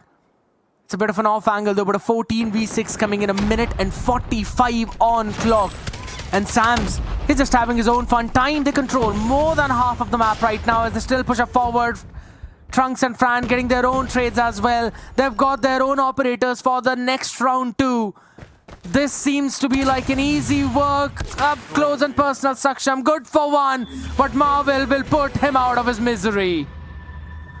That's a second round in a row for Team SATL, and now Team T2P, they have to attack. SATL is already looking strong, and look at the operator skills. SATL, Sam's got one, Jess got one of his own, and from the get-go, Fran utilizing that, but Crusher also using his War Machine, getting the frags. Fran, 3 frags in a row, might connect another one because you can see the hit marks, but random. Nah, he died. I don't feel good for the players of Team Time2Pound, Fran. What he's doing? That's not the way you should play. Let them breathe. And Jez showcasing his dominance. Done. It's almost done right now, T2P. It just seems like they've got absolutely no answer for anything. Equalizer right now in the hands of Abyss, but he can't get anyone. He can't find anyone as an off angle from the other side of Jez eventually shuts him down. Some trades coming in though, but it does not matter. Jez still moves up close and personal. It's a 23v8. Even more domination that you thought could happen in the first round itself. Laundry being controlled by Fran right now. You see Crush out here. And out in the open, type 6-3, not really good out there. Works perfectly for Crusher at least on the other side. Random lands in a nice shot too. A claw being shut down. Hold on, some of the answers coming in from T2P. But a 3v18. Every single player needs to take down 6 of SATL.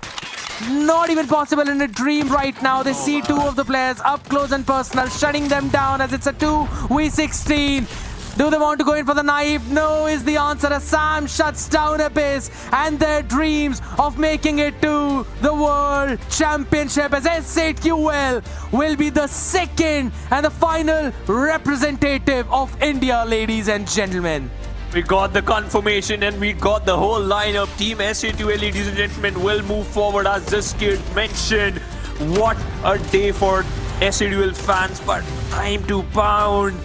Not a good end for them. They tried their best, but it seems in third round itself, SATL forgot that they were defending scared. They were just going all in. They were playing ham right now. And this is how you're supposed to play on the map of Crossfire whenever you're on defense. You just move up front, you take every single one of them down. And my, oh my, you can keep on praising Jez, you can keep on praising Fran, you can keep on praising Marvel. Sams and Trunks also performed impeccably on this. Exactly, man. It just seemed like SATL were working like a unit. I think so. Trunks just heard me, saying, alright, you don't want your conversation to be revolving around Marvel? You don't want your conversation to be around, Jokos? Fran also heard it. He will prove you and he will eventually play like a crazy lad, and he certainly was. And on the good note, you can see Fran becoming the MVP once again. We're just talking about this particular man. 27 frags, 7 death, that's it. 194 impact, about to hit the 200 marker. That is a number you should, just have in your mind. Completely scan this particular performance, and now you can look forward for the next grand finals, because once again, ladies and gentlemen, we got the picture clear. We know who are the top 2 teams who will just face against each other in the grand finals in a BO7 format. But before that, scared, nice try by the players, nice try by the boys of Team Time2Pound. Good game by them. Abyss and the whole squad tried their level best. This wasn't the end they were expecting, but this was the end SATL wanted, and they redeemed it.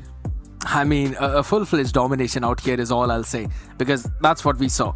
And I'm pretty sure a lot of fans out there would also be pretty happy about this entire thing. But yeah, bringing Combine out at this stage, showcasing us how well they play on this map. And it's not really like the first time that SATL have showcased this map. They've been scrimming a lot onto this one, and that's exactly the result of that. Combine absolute domination, big plays with the operators coming in. There was only one time where I thought on the map of Hardpoint that that maybe T2P can bounce back, and that was when they utilized their own operators, right? Random was getting some good frags with the War Machine. You saw Abyss with the Equalizer as well, clearing a lot of space, but after that, yeah, it was absolutely nothing. It came down to SATUL and their own gun skills, absolutely destroying the side of T2P, and then continuing the exact same streak on SND as well as on Control. Now the focus is going to be for the rematch in the Grand Finals.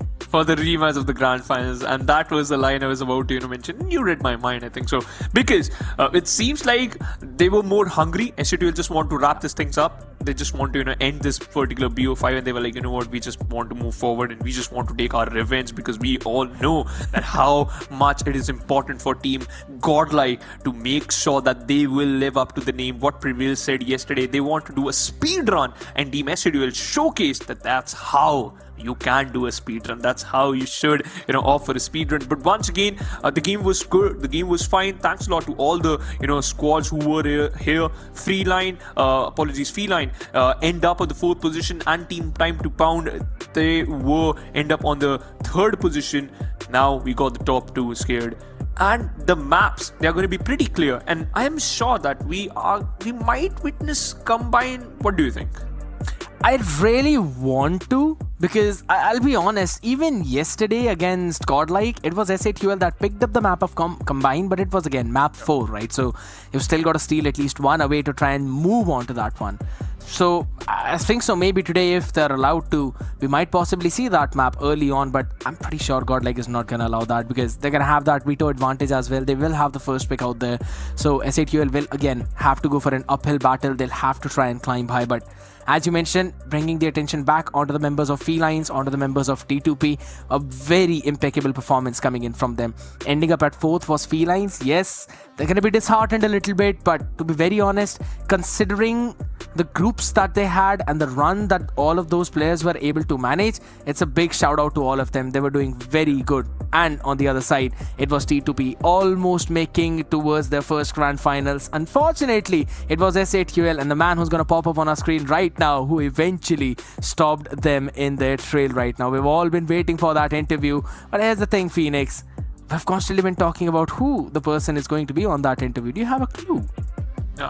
You know what? I just want to keep it as a surprise for all the fans out there, because I don't want to spoil it, because I know you also know the name, but I think so it's better we keep it a secret, because till this particular stage, till this particular map, Combine was a secret from a side of Team SATUL. And as I just mentioned, yes, they were just scrimming on this particular map. They were preparing for this particular map. But the way they played, they were looking unstoppable. So now I think so, you know what? That secret, it should remain till the end.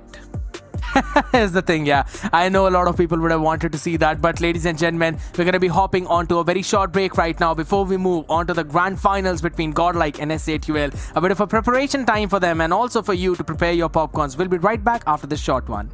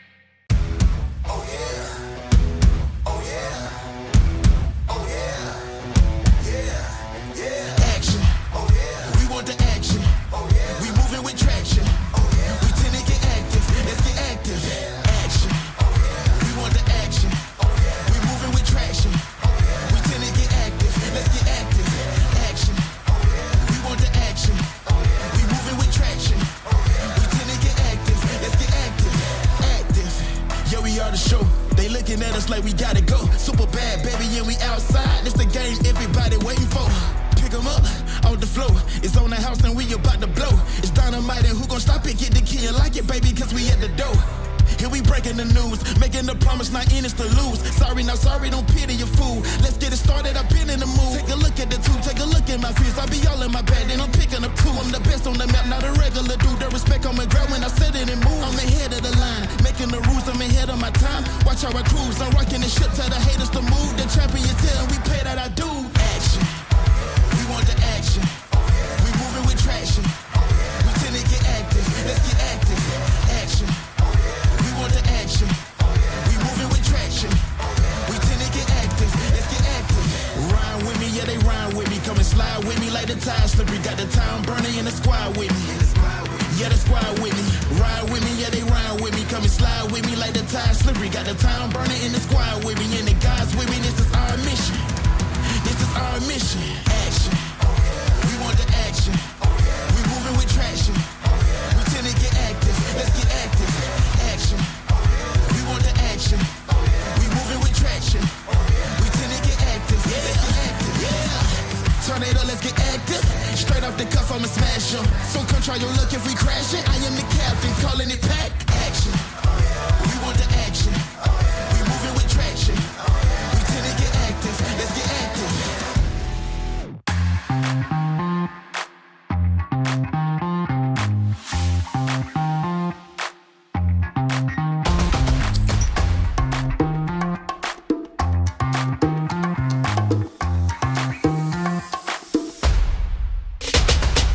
Let's go bigger, I'm that killer. Coming in hot, make you jump like a thriller. Full vigor, ready to devour. Crank to 11, now we're hitting full power. I'm packing, gotta keep up, cause there ain't no lagging. Settling into the early hour. Not giving up till we're hitting full power. Listen up, I got a way we can juice it up. Pick up the pace, cause it's not enough. Turn up the sound till you feel it pump, pump, pump. Listen up, I got a way we can juice it up. Fill up the tank if you're tough enough. Turn up the sound till you feel it pump, pump, pump. Pump it up, go higher. So hot like fire. Pull it up, reload. Turn it up, full power. Pump it up, go higher. So hot like fire. Pull it up, reload. Power up. Rough and ready, whoa, Black Betty. Can't lose face cause I'm coming in heavy. No filler, top of the tower. Crank to 11, now we're hitting full power.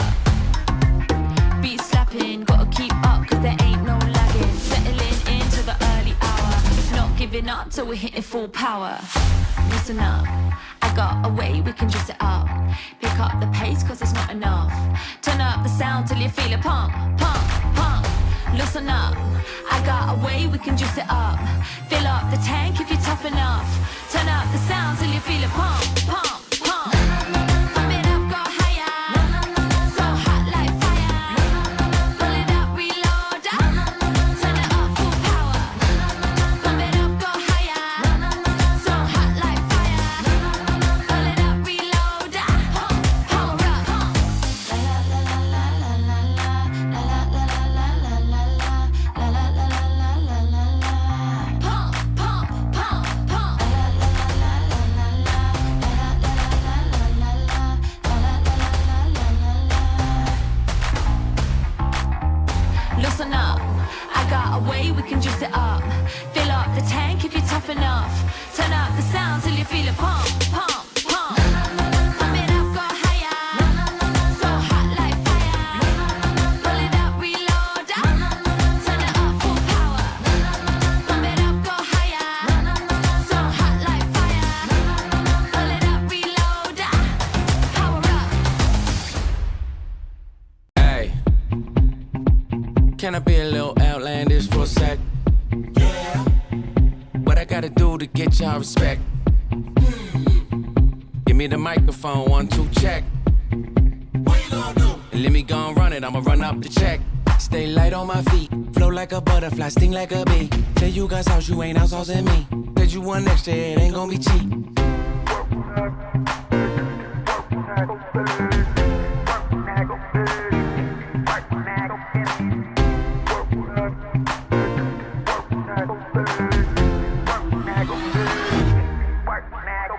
Say what? We ain't gonna do a little this, do a little that, get a little crazy. Say what? Everybody wanna get busy, get steady like it's titanium. Say what? Finna go all out.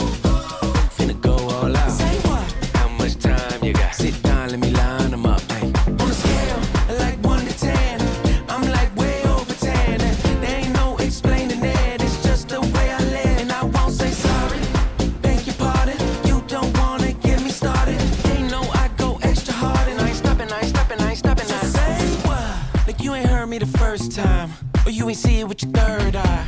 I'm always ready like every time. Show and tell 'em my preferred style. I like jeans with a little bit of rip in the denim. Shows you how long I've been in 'em. Back and forth, I ain't gotta tell 'em. Take this work, now go sell it.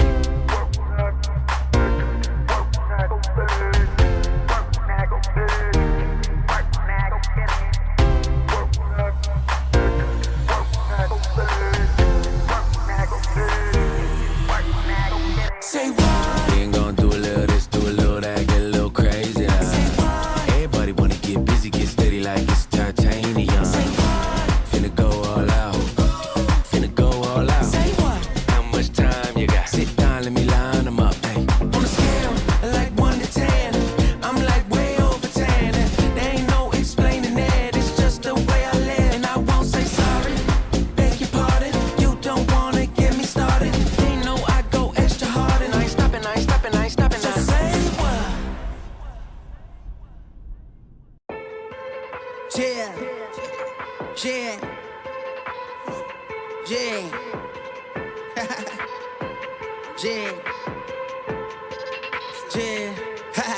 Okay, I've been at the bottom, let it down from the top. I can't let them feel. I got hit on my plug. We got so much to do. I got to reload. Let me call you tomorrow. I got tests when I'm finished, but I keep it moving. If I stop in the process, you gon' run out my time. I need it, it's crucial.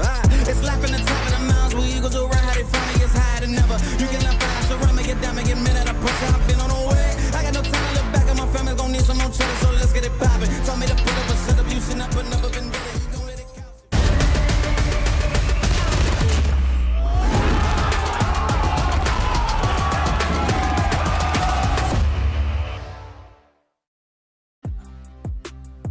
The El Clasico of Codem India is now about to unfold itself, ladies and gentlemen. It's going to be the grand finals of India's stage for GodLike taking on S8QL, a team that has always won this matchup barring once, versus a team that now wants to grab that first seed and the most chunk of that prize pool. Which one of them will eventually win and which one will trail behind, we'll find that out in the next best of 7, as you're gonna witness that with me, Scared Yet, and alongside me we've got Phoenix. Phoenix, I've got a very fun question for you.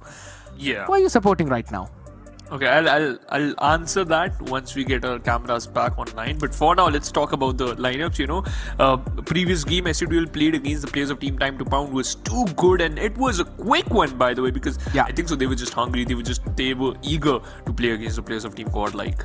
True. It's highly possible. They just wanted to do a quick work of that right now, as we have one last look at the rosters of both of these sides. Prevail, Abiz, Learn, Warden, Viper. Learn again, he sat back into the coaching department of GodLike. Skull Guy was the man who was eventually playing in, but unfortunately he's not really well, so wish him good health out here quickly so that it recovers soon and GodLike come back in their full power. But even this GodLike, this nerved GodLike per se, which people are saying, it's still super strong for one of the top performers of S8QL. Marvel, Fran, Jez, Trunks, Sams.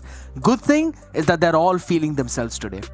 And that's the point, you know. You should be more prepared. You should be, completely, utterly prepared for this particular matchup, in which you know that the opposition already got an advantage. But we got the veto in front of our eyes. The first map, it's going to be combined once again. We just saw how SUDL just played on the previous map against the players of Team Time2Pound. So this is going to be a very interesting veto though, and it has been picked by SUDL too. So yeah, they got a chance. They just right at the bat got that opportunity to go for that, and then we'll just move forward, search and destroy standoff. But this time for a change on control, we're not going to see Crossfire in the first half. We'll see Raid. Yeah, that's the new change coming in out here, right? Finally, after a long time, teams not really leaning back onto those Crossfire, but rather picking something that's I would still not say a little bit different because Raid has been there in the control map pool for such a long time that it's basically become one of the standards out there. But this combined pick which you were talking about, even yesterday in the map veto, SATUL picked combined, but that was for the fourth map on that hardpoint itself. So I really want to see what they can pull off against the likes of GodLike, or you could say I'm excited to see what GodLike themselves have prepared for that. Exactly. That is the main point, you know what? Because you just saw what, like 4 to 5, 15 to 20 minutes away that how this team actually performed on this match and how they actually, cycling those particular utilities, how they were just too good, and especially with their momentum as well as the positioning you just mentioned. Fran was leading the charge, especially in the third hard point when it's all about you have to stop the players from, spawning and then taking control. So those were some important points which you have to take control of. But moving back to the topic which is just asked, the question you asked, which team I'm supporting, here's the answer. It's wrapped. I've written that answer in the slip and I'll reveal it after we'll see. Wow. Well, after the first map, don't worry. Hello. Well, how do I know that you've not really you prepared two slips? One. I have only one. You can trust me in that. What do you mean by trust me? I can't see anything apart from your face. Look into my eyes. How can I lie, man? Just by it with your mouth. I mean, I have no clue, but here's the thing. All right, we're gonna send all that discussion on side out here as we'll be moving on to the map of Combine, man. Again, a new map where GodLike, they haven't yet been tested at least in this event. So it's gonna be something new, and I'm really excited to see how that's gonna fall out. Now I really want to see that how this particular team, this particular mode will work out for SATUL2, because we know how you would love to play. We already understand that. All right, what's going to be your approach? But how will GodLike will try to punish, especially when you're trying to just pull the same moves in front of these lads, especially that truck play. We just saw in the previous game how Fran and Trunks eventually took control of that truck so beautifully. But now that's a team fight in which Team GodLike got an advantage in all 3 kills, or the kills in fact goes into the favor of Team GodLike. Eventually Jess starts things off for his team, but eventually GodLike, they are collecting the points. 8 on board. SATUL with the retaliation. Jess looking good, and yeah, he is shutting down players left, right and center. It's the exact same start like the previous one, but this time for the men in yellow. This time for the men who've got gods in their name right now as they keep on flooding in. Trunks answering back pretty well though, getting a 3K for himself as he controls the P1, and that's some crucial points gained by SATUL. 25 more seconds to work with. GodLike will have to flood in, and they are flooding in from the billboard. 14 points each. Team GodLike knows that they have to take control of the hard point, but eventually SATUL understood a little bit early, because those early starts are really important, and Prevail unchecked and managed to squeeze in towards the center from the side angles. And now it's a no man's land, but eventually learn. Got the hard point in his control. Sam spots him out, and you can see the control. You can see the resistance from the side of Team SATUL. Team GodLike doing a fabulous job, but it seems like you have to wait for those operator skills. Prevail got one in his backpack, and he's the only one in the server who got his operator skill. Scared? This could be very deadly. This absolutely could be deadly right now, but Jess is the man who's got all his USS 9 bullets up in the magazine as he's shutting down every single one of them. Sam's finally able to take care of the man on the other side too, Abiz, who also was standing up strong. But this money hill is going in big for SATUL as they control the close spawn as well as GodLike. Now eventually trying to flood in from the sidelines will eventually be stopped as well. No chance being given to them whatsoever, but the hill will still be broken as Warden makes some big play. A massive 3K coming in for the lad. And now Warden, the whole squad is just controlling the hard point. Warden knows that he got the momentum, and he has to just continue that. And Warden still collecting more frags alongside Abyss and Viper. And look at Viper! Once again, this venomous snake strikes back. And SATUL Esports, they don't even have a chance in this situation. Viper's hunter killer drone even hunts down the player. Marvel is dead, but SATUL came back and took revenge, and they have an advantage. Scared, we got too excited too early. SATUL got the lead. Eventually, that's only a 1-point lead, but still, it's a lead. It's eventually a lead right now, but Chess with the equalizer wanted to make a play, shut down instantly. Abiz yet again with the death machine, still trying to find something more. Goes in over from the sun deck towards the billboard as well. As long as he controls the sun deck, he's going to stop every single one of those players as Warden does his own job on the other side. This is big hold from Abiz, and this could be a biggest money hill conversion of GodLike right now in this game. You can see the War Machine learn. The War Machine is too good, but we just have to talk about Abyss, his momentum, his play, and the way he's controlling the whole squad right now of Team SAQL. Wow. And look at that. They are just keeping it for themselves. Team GodLike 20 points away from the 100 marker. And Warden checking every single angle. Warden shutting down every single player he spots. Learn hiding in the corner, and he will still remain at that particular corner itself because nobody checked him, and he will control and take most of the points. Warden missile works in his favor. 100-pointer for the players of Team GodLike, and they're still counting. Abyss got one for himself. Trunks with the claw, trying to grab the points as much as he can, took control of the hard point, and now it seems Team GodLike, they have one more control. They are unstoppable. I don't know how SAQL will bounce back from this situation scared. This is looking too deadly. Lovely dash and push coming in as well. GodLike has a fully controlled water right now. They're converting this one scrappy hill as well into a money hill. Hunter killer drone catching one. Just answers back with his own frag grenade. But every single person from SAQL is being spawned on the very far end over near that billboard outside of the range as well. That's very problematic finally as they gather some control as well. Back again in. It's going to be a crucial flood coming in from GodLike yet again. But from that side, Ali, they catch one. Not a big thing coming in. The gravity spike is absolutely insane. I never thought we're going to see a gravity spike in the game. I don't know, even on the same page, Skate, but hey, it is there. This is the grand finals. You have to do that. You have to showcase. You have to showcase that, yes, you have the free will to do whatever you want. Team GodLike, 128 points. SAQL still lacking in not even the 70-pointer mark, and this has to be a problem. This is a huge problem. Viper, he turns out to be the biggest problem for the players of Team SAQL, collecting more frags. Sams, he's not feeling themselves. Only 7 frags for that lad. Absolutely.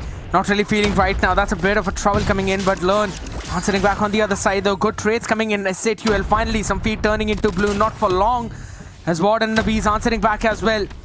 This entire deck still being controlled, and that's the biggest problem. Warden holding that angle down as Jess and Sam find their own trades. They're still trying to find something, but this is again that kill one which we talk about. Not really a money. It's always scrappy. The question is how many points can you deny to the other side right now? And if you play like that, Marvel and Sams, you can deny a massive ton. GodLike, they have to be prepared now because SAQL, they're striking back, and that's what you'd want. But the moment we just saw, the moment we just said that SAQL will, fight back, SAQL is striking back. Instantly, GodLike took turn, and they took matter into their own hands. Prevail unable to deliver with his weapon, but now Warden does the things beautifully. He always do. 78 points for SAQL, and now SAQL is catching up. Now it's SAQL's time to fight back, and this is what they're showcasing. But Abyss, how you can survive him, and hey, he got one frag. Marvel, he won't be able to see his face again because Abyss with the death machine will control another hard point alongside Learn.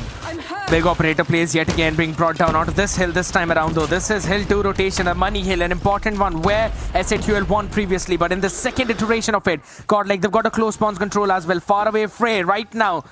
Again, Sam's being taken down. That's a bit of a problem. They wanted to try and switch the floor, flip the spawn, but that's not really happening. My tongue's being twisted, unlike the gameplay of GodLike, as they're destroying every single one of them. Moving up in front through mid as well, through waters. They're being shut down. The Tempest works out perfectly. Marvel right now is trying to catch in some Frey. Gets one shot, but nothing apart from that. But Marvel, he knows that he will collect some more frag. Eventually, Learn just trades him out. Team GodLike, they're still collecting those numbers. They're still collecting those hardpoint control, and they still have that points. They are about to hit the 190 in total. Prevail got the advantage. He knows where the players could be. Waited for his teammate, but Sams, the Sparrow works. SAQL, this is their time to shine now. They have to take control of the next hardpoint if they want to be in the game back again and fight. Trunks tried his best, but Viper shuts him down, and Viper took control of this particular compound. Might collect some more points. Counter contestation from the side of Team SAQL, not good enough because the whole squad of SAQL, they got wiped. What? That's a big one. The spawn now being flipped as well for GodLike as they move on to 200-point mark as well. Still the flood coming in from SAQL, but the numbers will be increased for GodLike as the spawn is close. They will move up and forward as well. Couple of trophy systems being deployed, so the frags are not really getting the value that they were supposed to have. The sun deck fight is important. That's going to be won by SAQL. Still holding the hill, still taking that control. They're not letting GodLike get in their way. SA2L about to get the 100 marker, but Warden and Prevail, the grenades are good, and SA2L, they got stopped at the right nick of time. 99 total points, this is bad.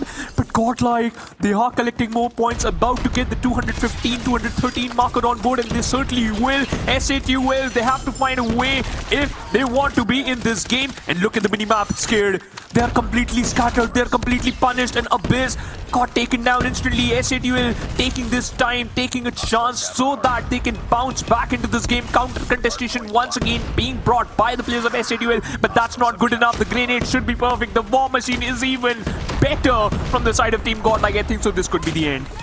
This could very well be the end right now, as again that war machine not just finds one but rather two. Insane play coming in from Learn. Still they need somewhere around 20 more points as 30 seconds remain for this hill. The Hunter Killer finds something as well. The coach of GodLike still performing like he's in his own prime as Fran answers back. This man has to stand up. The Impos trying to perform, but the Pretty of Learn destroys SA2L, and this could very well be it.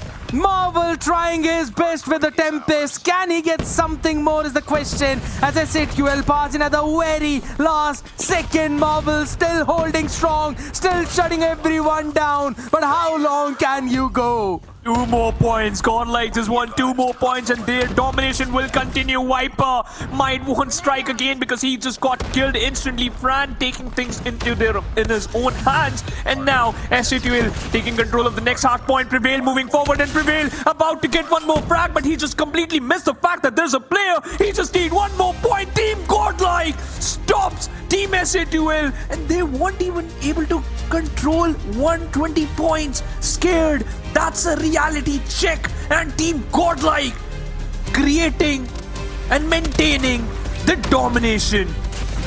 And the reason why we see a 2-0 scoreline is, again, for everyone who's watching us, GodLike qualified in the grand finals from the upper bracket.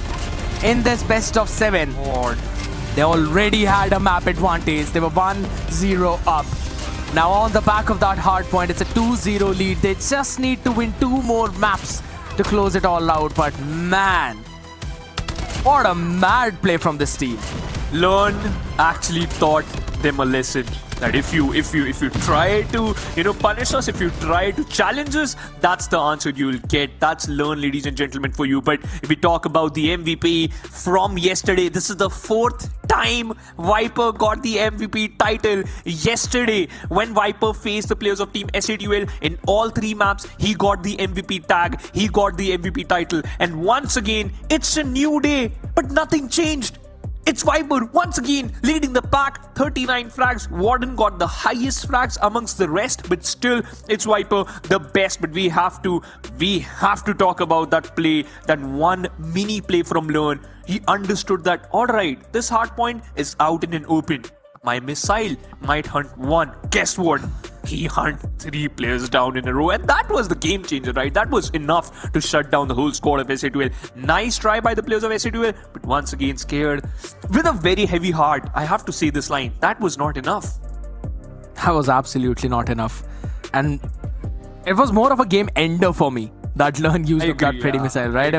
There was a hope for SA2L, maybe they can pull themselves back, but that Pretty is like, yeah, GG's, come on, bye-bye. Back to your own spawn, people, for the next couple of seconds. So, massive play coming in from them, good utility of those operators. For the first rotation of P2, they were not able to get that spawn, not able to get that control, and that's what GodLike worked on. As soon as we went into that second rotation, right, you saw them clearly prioritizing the spawn first, and then moving forward, stealing away the hill. Now, this is an entire game about timing, right? Once the hill unlocks, that's when you can actually go in for that spawn flip, and GodLike understood that timing better than SA2L. They were able to outgun them, outnumber them, instantly able to take that trade and worked around over with that. And that was one of the big things, man. SA2L, and it was their map pick.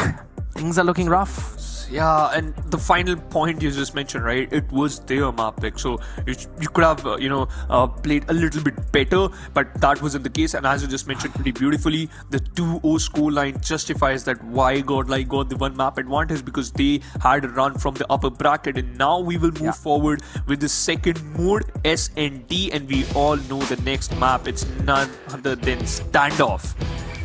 Ooh, we are ready for a treat, right? I think so. This is not even a treat. This is a whole feast. And GodLike, they might eat them alive. It's highly possible with the way how things have been going, because they have been on top on this SND. But man, I wish we've got an interview lined up after this one, because I'd really want to ask Prevail, what about the gravity spikes? What is that? It's always bringing something or the other into the mix right now as we move over towards the SND. GodLike, they're going to be on the defensive side, SAQL on the attack. Spreading out over towards a 2-1 split right now. It's more of a 1-1-3. Yeah. 3 people holding down the private backyard. It's a pretty silent play, but Marvel has already been dealt with. And that goes to the first frag, goes to Abyss. And we all know sometimes he leads the charge, and right now he is certainly leading the charge. This is already looking deadly. A slow approach. Prevail got spotted. Warden shuts down Jess, but eventually you got the control. And that mid control is good enough. Fran once again making sure that they will continue their journey. But Viper, we saw that, missing few shots. But hey, you still got some fuel in the tank. 1v4. SATUL, not the start you wanted. Absolutely not. Positions perfectly being held by GodLike. And as soon as the trap was sprung, they instantly pounced upon the opportunity. Bomb out down in the open right now. Sam's... It's not even getting any individuals, right? So it's a bit of a problem coming in for him. Destroyed. Viper connects that shot. On the back of it, GodLike 1-0 already in the lead on that defense. 1 round in the back. 6 more to go. Team GodLike. They know that they have to defend the objective from the get-go. Taking control of the mid. Pretty much clear for the players of Team SATUL. Trunks leading the pack. I like the position where Viper is playing, right? He can get a pretty easy view from where the players will try to just sneak in, and Viper got spotted by Marvel. Eventually, Warden is also waiting for his prey to alive. And yes, Viper, as I just mentioned, he can get an easy view where the players are. And that's why he just instantly got 2 kills in a row. Warden, this grenade could be big. No hit markers as such, but for now, you got an opening. Viper might hunt down the 3rd frag. Nah, missed it, Mark. But Abyss managed to get a trade. Fran gets 1 more. And once again, we are stuck in a 1v3. And it's none other than Sam's. An opportunity for him to try and make this happen right now, as it turns out into a 1v2. I still want to talk about the layering that GodLike always puts in, right? Viper moving out up in front. Outside of the store right now, is able to trade 1 quickly, but not enough for the second. Viper shuts down Sam's. And GodLike moving ahead 2-0. Again, talking back about that 1 round.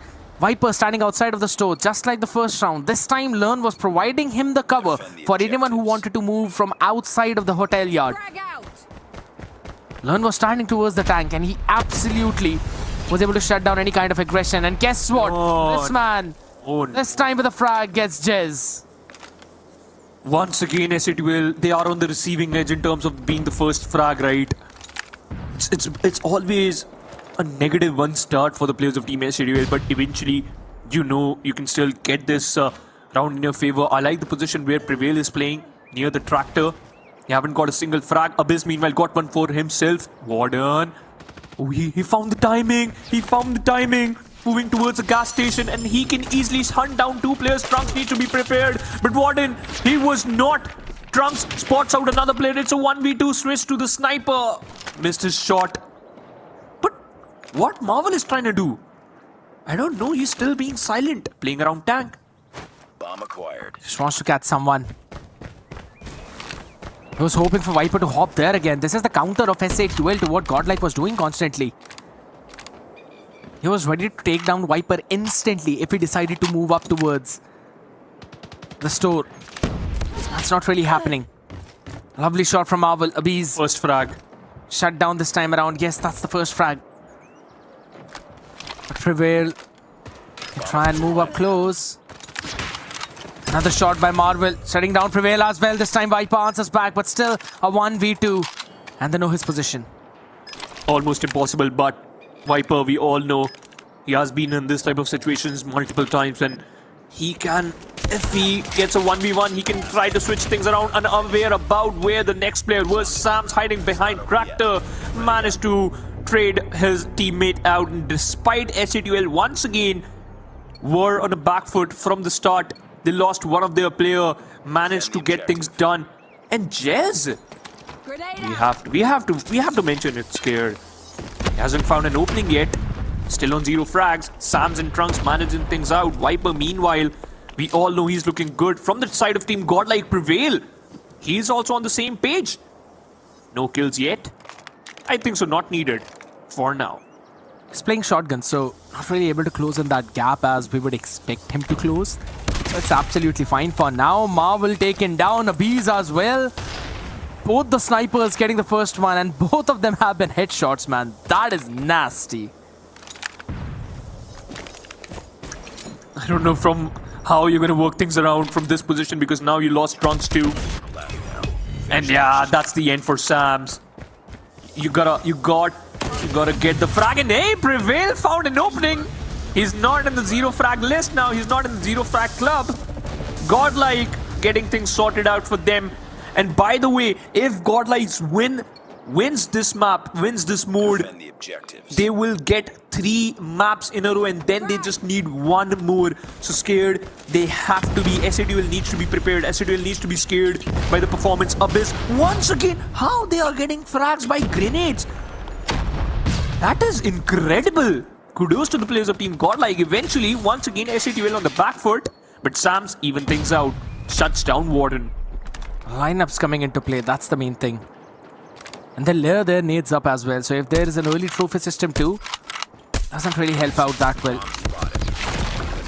He's not really being able to connect those shots. Trunks answers back at him. Stands strong for 2 though, but Prevail eventually shuts him down, and the shotgun perfect. Bit of a far range out there, but Prevail still stands strong. Down to the 1v2 as Fran still wants to try and open things up for his team, and Viper denies that. A 4-1 start to GodLike. Bro, Jez, I mean, Jez is still not opened up his bank account. Yeah, that is the problem. And if you look at Viper, he got 10 frags. It means in every single round he eventually got 2.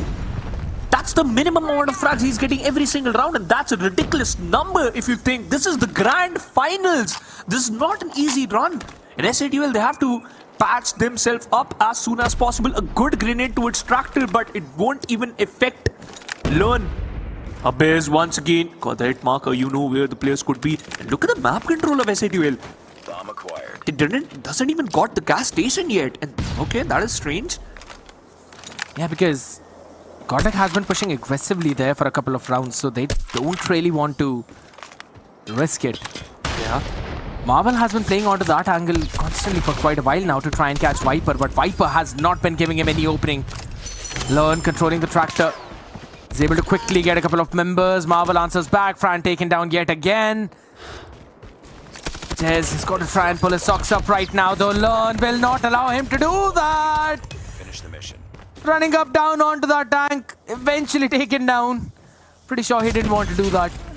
Up close and personal. Sam's thought he had the timing. Warden answers back. A 5-1 swap. Hefty disadvantage, and once again we got the swap, but oh my god, this is once again heartbreaking. Jez, come on. We all know what type of player you are, what caliber this guy holds. We need him to get back into the server. Good amount of damage onto Marvel. That's why Prevail got so much room, and they are playing fast. Where is the bomb? They got the site A, they got the control. I love the position where Warden is playing, and he can even backstab. Trunks he should be aware, because Warden was checking that angle, and the bomb is down. 42 seconds. Oh, SATL needs to be prepared. Good grenade though. Good, perfectly cooked one. And now, look at the backstab from Warden. Look at the minimap. Scared. Oh my goodness, Prevail though. You can look at the minimap as much as you want, but this man just stops the push already from spawn instantly. As the rest of the members clear up the field. GodLike showing why they picked up standoff. As there's just no chance for SATL to make that comeback. They ended up putting up 2 trophy systems out there in mid, expecting any kind of mid aggression. Exactly. But it was to no avail. They forgot about The full rush down towards A. Yeah. Although, one thing to all the fans out there, to all the supporters out there, both team qualified for the international stage, so that is a good thing for the SADL fans and for the GodLike fans. But hey, claiming the victory is more good, right? That's what Team GodLike is doing. Slowly and steadily, we can see this time Team GodLike, it seems they are interested towards B, and the mid control is looking strong. Learn! He can spot out the player behind the tractor, but he switched his position. Trunks still safe, but Fran was not, and Learn managed to get one frag. Sams, he got one for himself and about to get the bomb down, and yes, he's doing the same thing. Bomb has been planted. Planning over towards the B right now as they've got the full control. Marvel and Trunks still trying to get something. But they've got no map space, they've got no control of anything whatsoever. And Learn is just playing up close.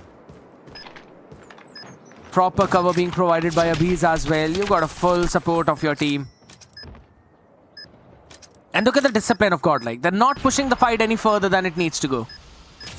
The angle has been smoked off though, so Abiz is going to be in a bit of a problem, but it doesn't matter. He still moves up close, punches down SATUL for the final one to close out standoff, a 3-0 advantage. One more map, and I think so they might wrap things up in the next control mode, but it's too early to say anything. But hey, we have to address the elephant in the room. Jez lost in the whole fight. He was not looking good, as we can just talk about Prevail too, because after the third round he was also at 0 frags, but after that particular round when they were attacking, Prevail just looked more confident. This was the push down you mentioned, right? Perfect approach by the players of Team GodLike, and about to get a frag by the prize fighter, but hey, just stop them right there. Nice try, and yes, Jez 0 and 8. And that's not what's catching my attention. It's Viper with 13 and 1. This is the 5th map, right? Viper got the MVP title. 5th map in a row from yesterday to till this day. Oh my god, this is not normal. Somebody should check on Viper. Is he angry? And yes, the fact he just got died once. I don't know who killed him. We gotta take a look at that. But damn, Viper, he's ready. I think so, yep. He is ready to transfer the beaten. Would have been a nice story if Jez would have got one frag and that would have been on Viper. Yeah, Viper is playing like the Oni that's actually in his DP right now, man. This man is insane. And it's not just that, right? It's constant reposition as well. When GodLike were on defense for a couple of rounds, he was playing outside of the store, got a couple of picks. Even though in the second round itself, Marvel was playing in an angle where he wanted to try and catch Viper, but he just did not get the timing right. He was playing a bit too tight angle there, and then after that, Viper constantly repositioning around the other parts of the map. That is that's basically got him 13 and 1, man. But yeah, no excuses out there whatsoever. SATUL, they needed to bring themselves back on this map. Now they are down 3-0. This could very well be a 4-0 right now, but only good thing for SATUL is that they have picked up raid. Exactly. That is the positive factor for them, and I really want SATUL to bounce back because we want to see a very interesting grand finals, right? Yes, everyone loves a team picks up the title, GodLike just continuing their journey, GodLike just maintaining the #1 spot. But for a change, for one instance, for one that incredible plays, and for your honor, just try to fight back and make sure that yes, you will, drop down GodLike and try to get at least one map, and it might, work in your favor. It can help you to just get your momentum back. That's what I'm, hoping for. Come on, Skate. I know this seems to be a bit of a stretch, but I am looking forward for SATUL's, bounce back on the next control mode. Hasn't the story been the exact same since 2000? It's every single year, almost. And then 2024, now in 2025, which is the team that can steal one map away from GodLike? I mean, how dominant you've got to be in your own region to be like that. That is a problem. Because when you start your sentence, can can you even steal a map? Not the series. We're not talking about a series. One a map. That is the problem. That how much dominant and how much comfortable, how much promising these lads are. And whenever you are in a lineup, whenever you are, just have that godlike name behind your back, you know you have to perform good. And whenever I see these players, there's only one thought in my mind, and that is, you know what? Yeah, they are perfect. Every single time, every single new player, every single time we just see the players, they are prepared. Always are, regardless of what map we are on. And right now it's going to be moving on to raid. You could say that it's been a long time finally we've seen this map, at least in this tournament, because mostly we've seen Crossfires. But finally, this one has been here for such a long time right now. As we move back in over towards A and B is where we're going to split up. GodLike starting on defense, SATUL starting on offense. Probably B is where we're going to run it forward. Lineup insane as the first two openers coming in for GodLike on just the back of those utilities. First tick of progress denied instantly, as it doesn't matter how many members you send there. It's GodLike quickly winning it all the way out right now, as Warden moves in up close and personal though, was stunned up, so we'll have to slow his push down. But he wanted to go in for the spawn trap, not really being allowed to do that for now. Oh, Viper! That was a quick shot though, but hey, he has been dealt with now, and you can clearly see the difference being created, and now it has been got denied by the players of Team SATUL. Team GodLike getting punctured, Prevail. Oh, this should be your pick. What Marvel is trying to do, and yes, Prevail! He just showcased Marvel got punched down to his death. This is the grand finals, GodLike. This is the grand finals. Have some mercy on your opponents. They absolutely will not. Reminiscing about the old days right now, as just destroys him in the pool. Even right now, you think about the second tick that was almost logged in towards the A side, eventually stopped by GodLike. You need the kitchen control. If you do not have that, you cannot lock in the progress whatsoever right now, and GodLike is not giving that at all. Finally, second tick logged in as well, as over towards the B. They also wanted to try and make some progress, eventually shut down by a B's. He's still holding down that room, finally taken down as slowly and steadily. SATUL will eventually make their move towards that side as well. 15 to 14. Not a lot of difference out there in lives, as Sam and Franz work in unison. Eventually answered back. Though the trade's coming in, it's still going to be Warden holding it up, standing strong right now as the third tick is being worked towards A. It's looking so good for the players of Team GodLike. They already got an advantage. Trunks got one frag for himself, and now they know where the player is, where he was hiding. Objective A has been lost, but you still got 1 minute 20 left. You got 1 minute timer on the clock, and you can make things work in your favor. Warden once again gets a frag for himself, and Abyss clearing that mid angle. You can see a slight delay. Marvel gets one. Prevail repositioning himself, but Marvel was just pretty prepared for that. 9 to 5. The lives advantage, 4 lives advantage in favor of Team GodLike. They can utilize the way they want.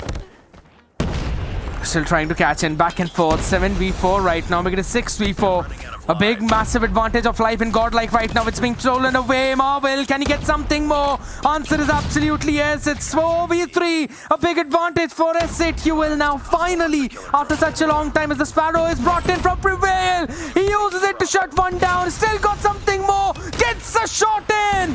Perfect time has learned with the War Machine as well. Tries to answer back. Trunks hiding out in the smoke. The ex-member of this exact very lineup will be shut down by his ex-IGL. GodLike winning the first round, but that was a massive investment. No way, man. Yeah. I thought it's over. It's going to favor the players of Team SATUL, but right thinking and perfect utilization of your operator skills just puts you in a good spot. Team GodLike got one round. Warden starts things off in his favor. Fran, unfortunately missing it. Mark Prevail getting shut down by Jez, and hey, in this map at least, Jez is looking good. Jez is looking in form, scared, and we can see that this player is now back in form. It seems like that, because he's not stopping. He's unstoppable at this moment. Jez got stopped by none other than the MVP specialist, Viper. Absolutely. Aggressive positioning being occupied right now by the members of SATUL, which eventually GodLike tried to do as well. It was broken away from the other side right now as GodLike move in unison over towards the A point. They've got to try and take control of the court at least, or at least the kitchen room. That's going to be one of the most basic right now. Warden has got his death machine available in his own hands. My God, I've been fumbling out here, and he also fumbled down on some of his shots though. Prevail. Good for one trade coming in. Abhi's has got the Annihilator up, and he's going to go up in the top room itself. That's going to be big right now if he finds an opportunity. But Fran destroys him. This is looking good for the players of Team SADL now. You understand that you got the chance, you have the control of the map. Objective A, not even the objective B, 30 seconds on the clock. They have to be a little bit quick now. Only 2 lives advantage in Warden. Have to be careful. Marvel with his Annihilator. We all know how much a perfect operator skill that was with Warden. With his USS 9, shuts down a player with an Annihilator. Fran managed to get a kill with his grenade, but that's not enough. And now you completely lost B. And eventually, they are hurtling up towards A, collecting some more information as well as points. Yeah. About to get the objective A, but Sam's with his equalizer. Is this enough? That's the question. It's going to be big right now because the second tick was not worked in over towards the A. It's 9-12. Life advantage still coming in for S8QL as the time hits last 10 seconds. It's going to be big right now as GodLike is forced to make a move. Off angle being held by Trunks. It's good for 1. Instantly traded. Marvel is there to answer back as well as Lone finally gets 1 from his own frag. But it's still a big problem. 3 seconds. They've got to try and stop the timer. But S8QL will bounce back. There's no freaking time left on the clock. You lose the member. You lose the game. And that's what happens. Neck and neck as S8QL bounce back. They were saving their lives, but they forgot about the time. And when they understood the time is important, they lost the round. A cool one and a composed play by the players of Team SADL. Perfect stance you have to carry now. But Learn starting things off with his war machine and initiating this war against the players of SADL. Scared. This game is not easy as you think, because the moment you turn your head around, that's the moment you get killed right away. Abyss getting some more frags with his Tempest and Viper, and Abyss. These 2 lads in an unstoppable journey. Viper once again jumping and killing.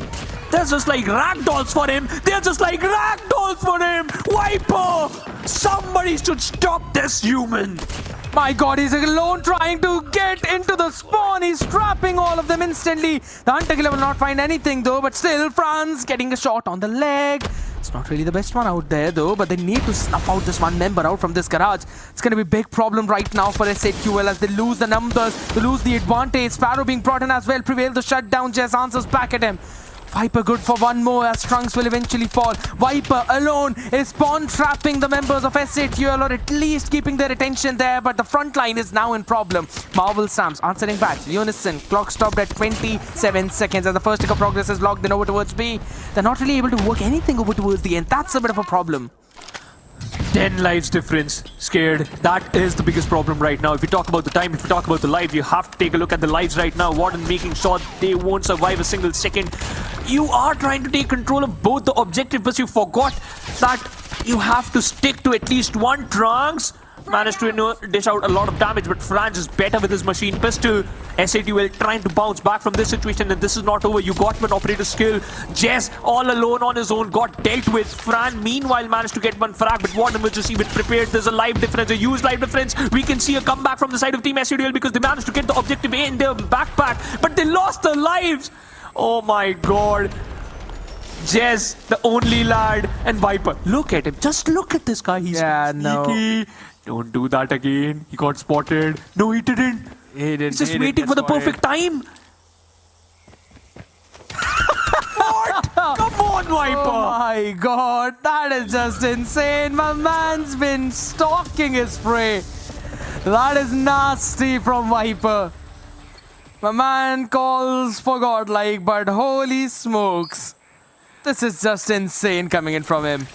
21 already in terms of his frags. Yeah, man. It's absolutely mind-blowing right now though. Franz starting things off with the way how Learn did in the previous one. Because he goes in with the war machine all the way towards the B, but mid is going to be taken right now by Jez as he tries to move up in front though. Still back and forth coming in as Viper with a pretty gets 1. But once again, we all know that SADL, they have to get this one because they got good amount of operator skills, and Abyss, meanwhile, showcasing his own operator skill. Annihilator managed to take control of one because Team SATL, they thought they can charge in and barge in onto the players near this spawn, and now SATL doing the same thing. They got the control this time, and it seems SATL can bounce back. This is the good sign of life from their side. Sam's equalizer is ready, it's out, and he just got only one. Prevail shuts down that lad, but Fran, the retaliation that we wanted from their side is there. SATL giving a very tough competition, and SATL managed to get at least one frag, and they have 3 lives lead. This is looking good, and GodLike just got only 30 seconds. They have to make a plan. But one of the big things right now that's happening for GodLike is that Lern has got another war machine up. They've got 4 operators right now to try and work with. The question is, do they want to try and use it right now, or will they keep it for the next one? That's the big question. Bit of a problem coming in here and there now though, but still the trade's in the favor of SATL as 17-12 is where we go. Not any map control being gained right now as over towards the B. They're going to try and lock in for the first take. 12 seconds. Clock has been stopped. Some nades being sent out. Viper creating space. He's got the Tempest up and ready. Previously when he used it up, he was able to try and shut down a lot of players out now, and he's doing that again. Pushing all the way towards spawn. Alone he stands, and alone he delivers. Viper is a rattlesnake out here, biting every single one of them. The life advantage is destroyed in a second as Warden chases up him quickly with the death machine. And they've got a minute added on the clock as well as they try and pincer down the members of SATL. They eventually got the players down, they eventually got the numbers down, they eventually got every single hopes down now. 6-6, Team GodLike, they are in a life disadvantage. SATL, this has to be their game. Warden with the grenade frag, and Warden leading the charge. It's a complete kerfuffle, it's a 5v5 battle. Whosoever gets the first frag will take the lead. 46 seconds left on the clock. A objective being held by the players of Team SATL. Position of Abiz is going to be crucial right now if he decides to make a move though, but Jez is standing in the spawn to answer impact. They've still got 30 seconds left on clock to try and work out what GodLike would want to do. But it's still a very solid hold coming in from SATL. Multiple crossfires as well though, it's broken. Warden with the first one, that's absolutely insane. Marvel missing out the shot. That's a very important shot that you had to deliver right now. The clock is going to be stopped at 15 seconds though. Moves in up in front, shuts down Warden. Lern wanted to go for the trade as well, but that is not possible right now. 7 more seconds down to 1v2. Lern, can you deliver? Do you have enough? Hunter killer from Abiz finds one. It's down to the last 1v1 up in front in kitchen, and Sams wins it out. One of the most crucial duels for Sams, and he gives his team a lifeline. A lifeline indeed, but one more round. This is the final round, and eventually this should favor the players of Team GodLike on according to the stats. But Team SATL, if they want to change the course of this particular game, this is the round where things can favor them. Team GodLike gets the first round, get the first frag, and they were prepared. Abyss, his game sense is perfect. He understood that they might push towards spawn and Abyss might get another frag, but now Sam's equalizers does the job. It's so as drums, they're dealing a hell lot of damage. Hunter killer drone is ready for Sam's, and now his equalizer might fight some more. Learn HP less, and he's dead. GodLike, they do have one man advantage, they do have one life advantage, and what Sam's was trying to do, Prevail caught him again in a very weird spot.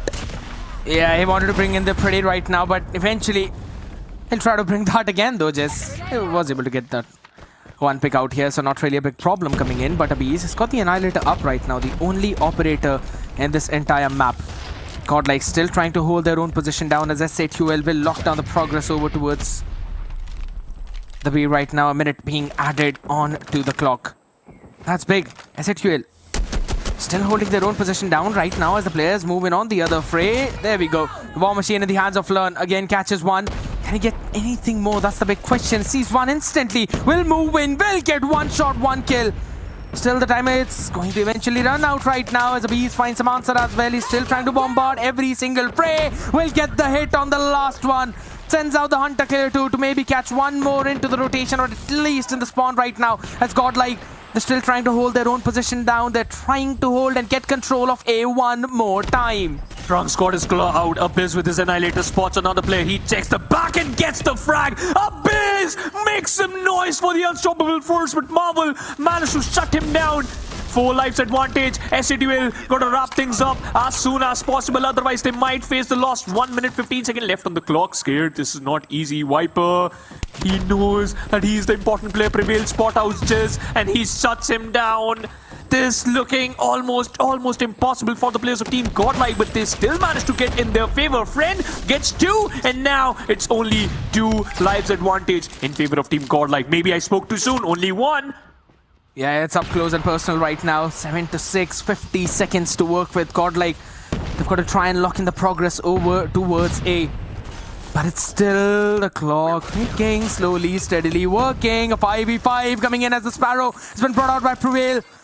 We know this man's shenanigans with the equalizer right now. Oh, the timing on Sams couldn't have been worse as Viper gets the team in an advantage. Just like the previous one, he's ready to catch something more.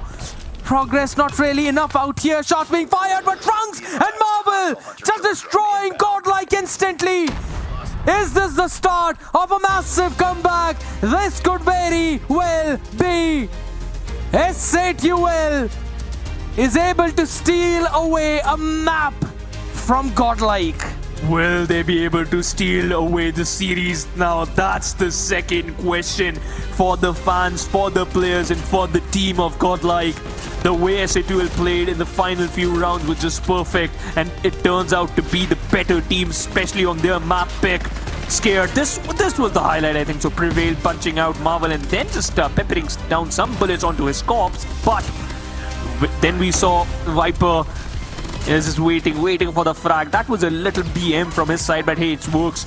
But eventually Team GodLike won't get a clean sweep. They won't get a clean shit from this grand finals. They have to play another map. But SATL, I think so this is the time where they can showcase true dominance. The next map should be theirs and could be. My oh my, never really I thought that we will be moving on Hacienda. But this is the SATL that we are facing. This is Sams that we are facing. The only man in his team with 33 kills. The only man with anything over 30. Everyone else still stuck on 27 to 23. While on the other side, if you're looking at GodLike, yes, 33 for a Bees, for Viper, but then rest of the members, yeah, facing some struggles out there. Finally, SATL bring themselves back. Yeah, I think so. This could be a legendary start, a legendary wrap-up, a legendary reset from the side of Team SATL if they are looking forward for a comeback. And that will initiate a spark. That's the fuel they wanted to get things sorted out and get things started for themselves. And Scared, now I can easily imagine a banter between these two teams. The fans, banter between the fans of these two teams. But hey, the more important part is, will SATL Esports can pull off a comeback? A lot of questions in my mind, and to be honest, I think so this is a breathing they need a breathing space. This is a time where both the teams need to think. They have to think that, all right, now things are serious. This is not going to be an easy run. This ain't a speed run as what Prevail and the whole squad thought, and this is not the end as that what SATL thought. All right, you're not going to hand over another victory. It's not going to be an easy round for Team GodLike, but hey, the next map is more crucial than you can ever think. But once again, I know we created a lot of, suspense and also expecting who will win. But a better factor is both the team will qualify for the international stage. So yeah, that's a little bit of sweet for all fans out there. Out here right now, for all the people who've got the sweet tooth. Yes, these are the two Indian representatives for the World Championship, people. So regardless of what happens, Call of Duty has definitely won out here right now, at least in this stage. Exactly, yeah. Coming back onto the same conversation, it's on the map of Hacienda, one of the strongest maps for GodLike, and this is where we saw them very first when they took on T2P, right? That's where the start of playoffs was, that's where the start of the stream was. But here's the thing, we're talking about this one of the OG maps which both of these teams have loved to play on. We will potentially see the same thing right now, but which one of them will dominate will be answered back in the next few minutes, people, as GodLike will start on the blue side. SATL Hardpoint identified. on the yellow. Moving up fast quick. Onto the first floor is where we're going to see some teams move up though. Some lineups are going to go in. Abhi is finally finding one though, but the opportunity or the answer coming in from S8UL is a big one. Regardless of going in for the hill, they instantly take control of the lower floors. They instantly shut down the members of GodLike from giving any kind of backup though. But the first few points now being gained by GodLike as score is down equal, dead 3-3. But they're still winning some of those trades. Viper answering back, big one though, but the feed turns yellow. Trunks and Franks, good for a couple of them their own. No utilities available as of now as Abees quickly finds a big two-piece for himself. Learn eventually shut down as again those upper floors is where we will potentially see those back and forth fights. It's still GodLike right now having the control, right now having the fray prevail. Good answer coming in from him as just moves up again from those stairs. It's going to be a back and forth between both of these teams on this hill. The question is how many points can you stop the other one from taking? The important factor is every single time the first hard point will push you to the limits. But this is really tough to take control of that, especially when you are on the receiving edge. But the second hard point is the more important one, especially the garage one. And we can see Team GodLike, they got an advantage, 10 points advantage against the players of Team SADL, but still not enough. SADL can easily bounce back and they can collect some frags scared. Yeah, look at where they are pushing. Look at where Learn was playing, forcing the members of S8UL to spawn all the way towards the well. That's the massive advantage that GodLike tries to bring up for themselves as they control the rock spawn right now. They will move faster. But hold on, spawn has been flipped up right now. It is S8UL who's spawning there, and Sam's controlled that. That's going to be big. S8UL can convert this money hill for themselves right now, trading it back and forth. But Marvel and Jez, they stand up strong. They certainly stand up strong, and they are getting more frags than they can. S8UL can even imagine. That's the opening they want, but Trunks! In an instant, he wiped the whole squad, almost getting all the frags, and Trunks might get the third one, but Prevail made sure that he will get the advantage. Learn spotted out, the grenades are working, and the frags are going and falling left, right, and center. S8UL, they were in a deficit of 10 points, and now they got the advantage. Might hit the 50 marker, but Team GodLike a little bit quick. Learn managed to get fragged, and now he might control the next hard point. Moving all the way in from that lane, they eventually control the patio as well. But hold on, Trunks says no. Still gonna try and keep up that space for himself as the warehouse still out open.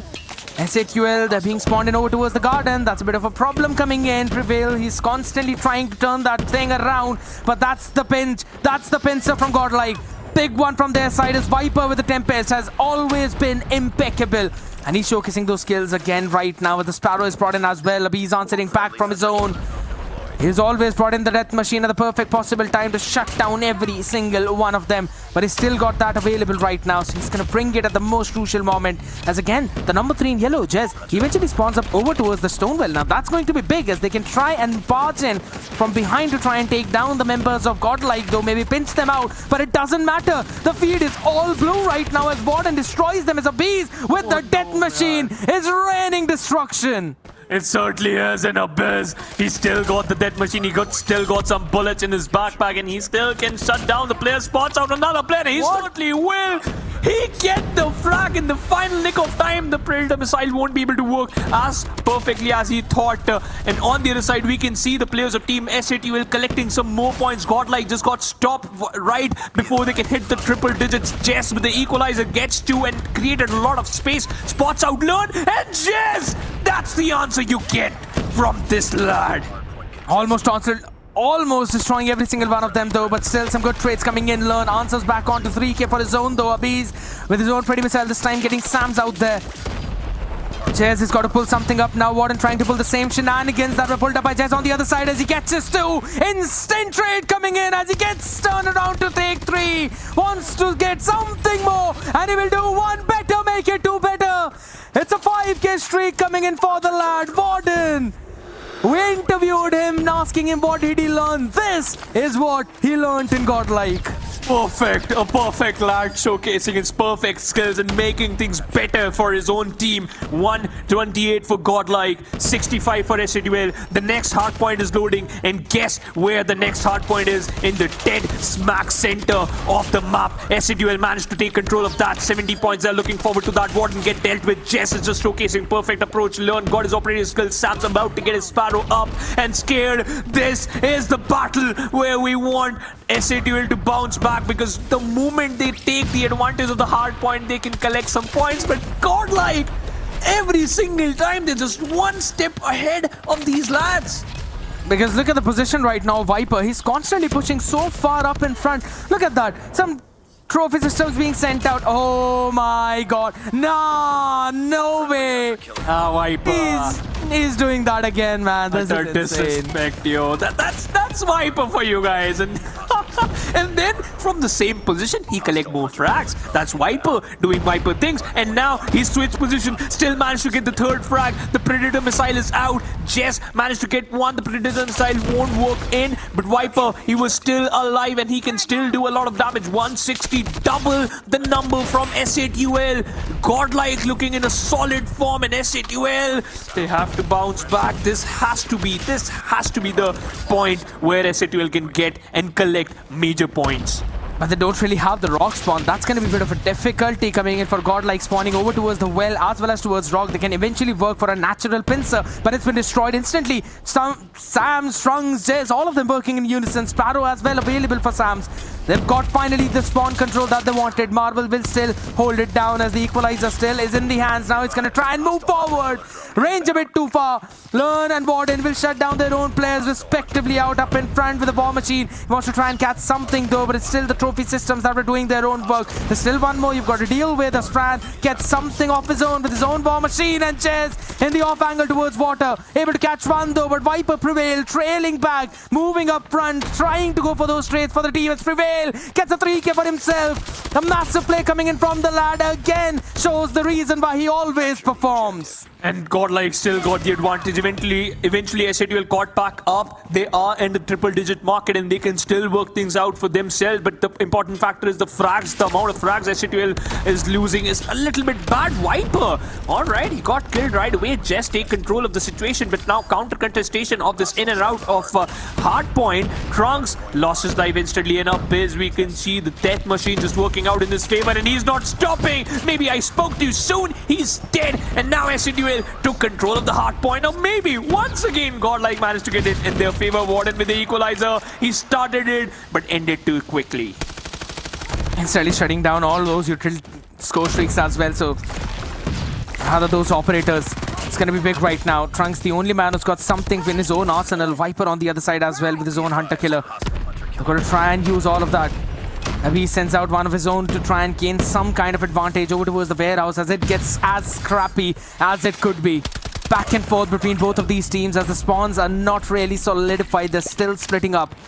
But finally, as we move in over towards the P4, could be one of the most turning point money hill of this entire game right now as the Sparrow has been brought out by Prevail. He can eventually catch one though, with the answer back coming in with the Tempest from the other side. But Trades turning all the way into blue as Prevail, Lern, Warden, all of them standing up strong, all of them answering back. Trunks throws down a smoke as well as he moves in from water, will be deleted. Sparrow not working for S8UL. Aviz shuts them all down, and still it's GodLike who are 1 point away, or rather reaching a 200 point. S8UL need to get a stronghold. 50 more to go GodLike, and they're already collecting some more. S8UL, they have to pass themselves up. They have to get up and fight again. Jess with the equalizer throws away the trophy system, and now needing the charge, gets two, might get the third one, and he certainly will take a bow down in front of Jess. Trunks and Jess, these two lads are literally having a perfect day right now, collecting frags. And Jess, what are you doing, my guy? Somebody should stop this lad.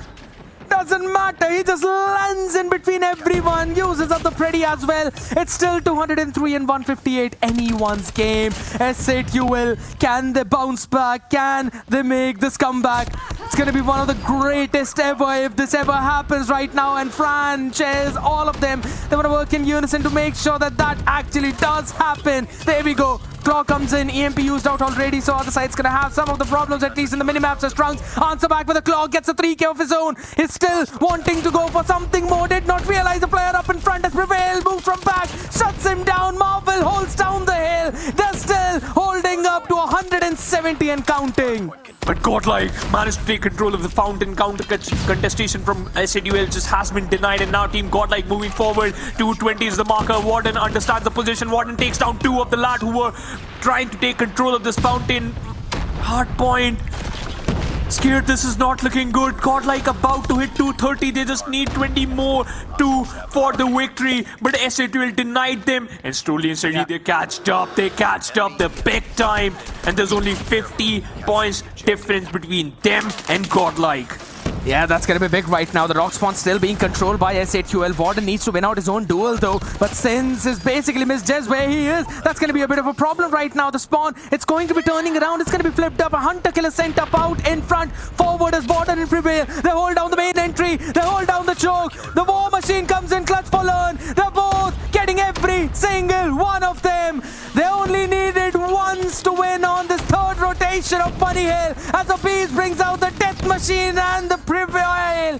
He'll hold his ground down to the BMP. Trunks gets deleted. Sam's finally answer back as well on the other end though, but it's still just 4 more points needed for GodLike. SA2 trying to hold their own position down as they're able to switch up the spawns, and they finally managed to get some control. They finally managed to get some control, but once again, that's not going to be enough. You have to enter the 200 market and then you can just move forward. Learn, instantly learned his lesson. You won't be able to, just collect some more frags. 4 more points, and look at the hard point. It's too far away from the players of Team SA2. You can see the mini-map. GodLike, the players from GodLike already controlling the in and out.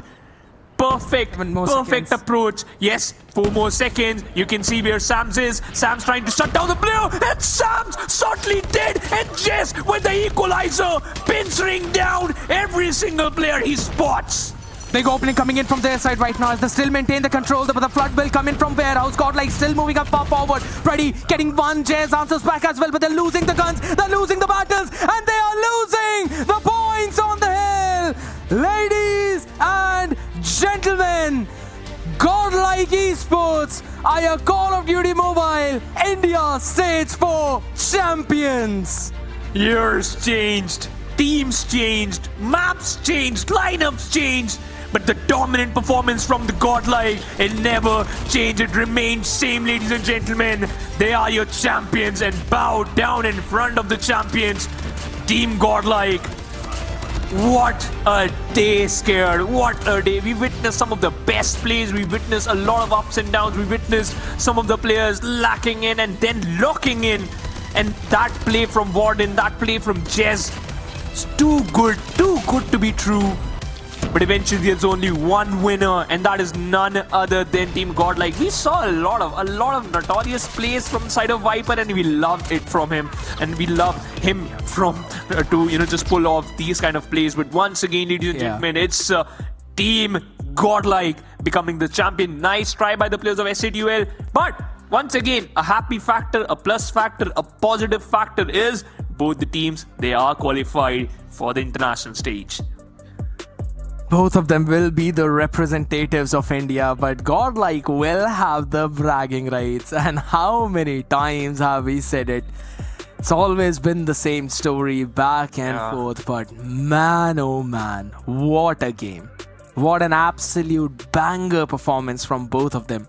Specifically in the control by SA2, standing till the very last second, and then moving forward onto Hacienda, one of the strongest maps of GodLike, and challenging them there, fighting tooth and nail. It was a class for SA2. A-class, perfect performance by the players of SA2. And Jez redeemed himself. We had a lot of questions. We had a lot of upsets from his side, especially on that SND, unable to even get a frag, but this time getting the MVP title from his team, for his team, and that's a perfect approach. Jez, he looks good, and I think so. You know what? In future on the international stage, Team SA2 will surprise us. Team GodLike, they always do the better job. They always been there, and they're always collecting that #1 spot from 2023. Eventually they just faced a little bit of problem in the mid of 2024, but once again they bounced back against the players of XLR8. But a new season, a new start, a new year, whatever you want to say, everything is still same. It's Team GodLike, Indian champions. that's going to be the best part, right? And every single time on day one itself, we've seen the international journey of GodLike as well, that whenever they're going up against any major team in playoffs, they're always facing the first seeded team of the Swiss stage. So it's not like an easy competition that they're facing. It's always either the top 3 teams that they will have to go up against. So that's the big challenge, and that's the biggest hurdle of GodLike there right now. And we can clearly see in their entire lineup as well, with Warden and Viper playing in, Skull Guy, the man who normally plays for the team, is eventually not playing right now because his health is not that fine. Again, we wish him speedy recovery as well. Learn, who's actually the coach of the team, is now the part of the lineup as well to help them out here. Even when they're not at their strongest, they're performing like this. Imagine what's going to happen when Skull Guy joins in. The final point, once again, Skate, you're always dropping the final line at the right nick of time. This is not even the fullest, right? I know we can never count out Learn, but being a coach and, you know, filling in for a player is a completely different storyline, and you can even talk a lot about that. But yes, Learn is a fabulous player. Learn has that capability, and Learn has showcased us time and time again. But again, this is not the final lineup. We are still going to witness, we might, and we really hope that we'll witness Skull Guy back in the team, and they will, you know, perform the way they used to. This is the performance they used to perform. Just lost one map, doesn't matter. It's just a one map. You eventually got one victory for yourself, and that's what the best part is. But the best factor is, to all the GodLike fans, you have to be happy. You got a point to be happy, and also to all the SCDL fans too. It's not over, right? You guys can also smile. You guys can also celebrate, because once again, the qualification, that's the important part. The qualification was the most important part, and they did that with an utter domination themselves, right, against T2P. And I'll have to say, T2P is not really a very easy foe as everyone would think about them. No, they have still been one of the solid forces to be reckoned with right now, considering the CODM scene out here in India, standing all the way strong since 2023 with few of the most experienced players as well, and SCTUL dominated against them in a 3-0. Every single game was a 3-0 except for the grand finals, which went for a 4-1. Now we can clearly see that even though GodLike, yes, they're the boys who seems like they've got the armor of the sun, which is impenetrable, it seems like there are some divine weapons on the other side for the banner of SCTUL right now. There's a map stolen away, and in order to answer some questions, we've got the boys of GodLike with us themselves. Boys, how are you doing? I'm good. Very happy. Man. Man, here's the fun thing, right? First of all, yes, I know you're very happy, but tell me, how are you feeling again qualifying for the world stage itself, being the first seed of India? When is that trophy coming home, boys? Yeah, it's definitely coming home this time because we are well prepared this year and we are very confident on our preparations. We have a heavy routine and heavy grind. So yeah, let's look forward to it. So Phoenix, over to you. Viper, we all know that there's a way GodLike tend to work in the grand finals, not even dropping a single map. But this time you dropped a map. What happened there? Could you please explain? So it was raid control, and it's actually Soul's one of the best maps, and we know that. We were prepared for it, but yeah, there were a little, mistakes from us. There was a less, we were not confident that, but yeah, it's okay. Yeah. About that loss. All right, I have a follow-up question. Every single map, you were there mocking the players of Team SCTUL and just, doing some BM things. Was that on purpose? And you know what? Is Learn happy because, are you allowed to do that? Because it's still learning phase. It's the energy. It's the energy of the players. Like rookies are like fire. So we just love doing that. Awesome. My God, what an hopping in as well, boys. Again, so we've always seen this kind of performance from GodLike as well. So, if you were to say that there was one team that you're looking forward to matching up in the World Championship itself, then who would that team be? Yeah. It's gonna be Wolves this year. Wolves are very, very strong. Okay. All right. Is that the revenge for the World Championship Grand Finals? Is that the case? Yeah. Yes, definitely. All right. One question from my side, that because once again, we all know this is going to be an incredible journey for you, Viper, too. How the fans are treating you, and one statement or whatever you want to say to the fans who are just supporting you from the very start. Fans are amazing. They criticize us, they hate us, they love us. So that's the best part of them. And I'm getting very good support from them. And to all the fans and to everyone. To everyone. Awesome. Thanks a lot, Viper. And hashtag fun and banter. Okay. I know. The broadcast messages do. Okay, all right. Yes, Fair. Fun and banter. Fun and banter. All right, boys. Again, congratulations for winning the championship, lifting the trophy, and good luck for the World Championship. Bring the trophy home. Thank you so much. Thank you. Bye-bye. Bye-bye. Man, fun and banter is all he was able to say at the last. I mean, he is absolutely lovely, and he's the newest addition of the roster of GodLike, man. I'm still enjoying seeing how this new GodLike is also panning out. Not really that new per se, but for the name, we'll have to say that. And you know what? They already have one team in their mind. That's the perfect setup, right? That's the perfect thing. You already looking forward for one team that you really want to face in future, and that's going to be Wolves. We all know that revenge matchup. All the planning you have already done, and we all know that from the start, Team GodLike, they always look forward for the international competition because according to the situations, according to every single stat, according to every single time, every single year, we just seen them, performing well, and we just saw them, doing incredible things. But as just Viper mentioned, it's all fun and games. It's a complete interesting and fun banter. Just enjoy the game. That's the way we can support the Indian structure as well as the Indian esports structure of Call of Duty Mobile. That's what we want. One of the two finest organizations from India stepping into the international stage. That's what we want from the fans. Support your lovely teams, support your favorite teams, support your favorite players. But you all know one thing is common and one thing is important. Our nation, our country, that's the most important thing. My boy just going all patriotic out here. You know what? There couldn't be any better words to close out the show right now. And for all the people out here, thank you so very much for tuning in. Again, GodLike, the champions, SATUL, the runners-up, Time2Pound, the second runner-up, and Felines, the third runner-up out there. Congratulations to all of them for entertaining all of us out here right now. Follow us on our social media as well. Play CODM Esports, both on Instagram and on X. And there we go. Yeah, I absolutely knew what you were going to write out there. But it's fine. It's absolutely fine, ladies and gentlemen. Again, thank you so much for tuning in. This has been me, Scared Yet, your host and caster, and alongside me, it was Phoenix. It was a pleasure being out here on the desk with you. For the next one, we're going to be signing out. Good night. Like that magic, do ya? Want a little more, do ya? Like that magic, do ya? Want a little more, do ya? Pick a number, any number you like. Now forget it, you won't need that tonight. Know my reputation, ain't got it tight. Let me show you this trick I like. Yeah, baby, I'm the best. That's why I ain't taking no less.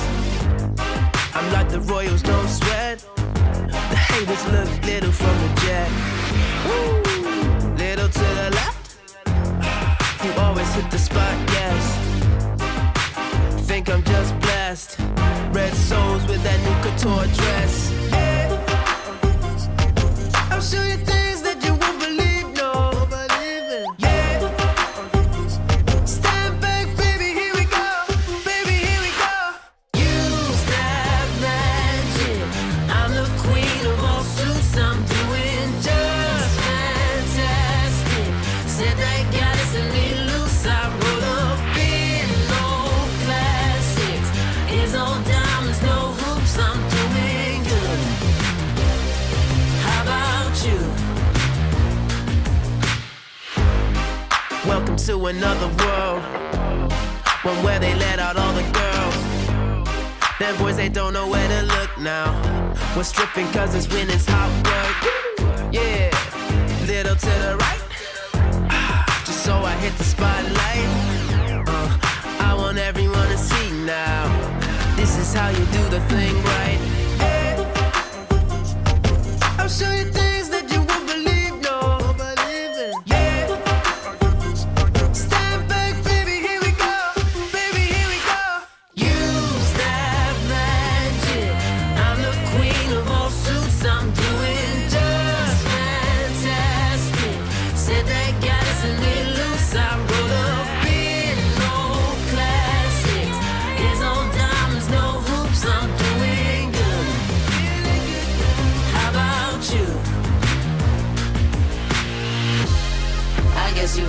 call me good luck. Cause with me you'll be on the good stuff. Cause we go harder than the bedrock. Shine like the neighbor when the bed rocks. All you need to know is I'll be back. I shine and you won't need the flash. Said I'd be the lights, you can see I got it right about that. Like that magic, do ya? Want a little more, do ya? Like that magic, do ya? Want a little more, do ya? Pick a number, any number you like.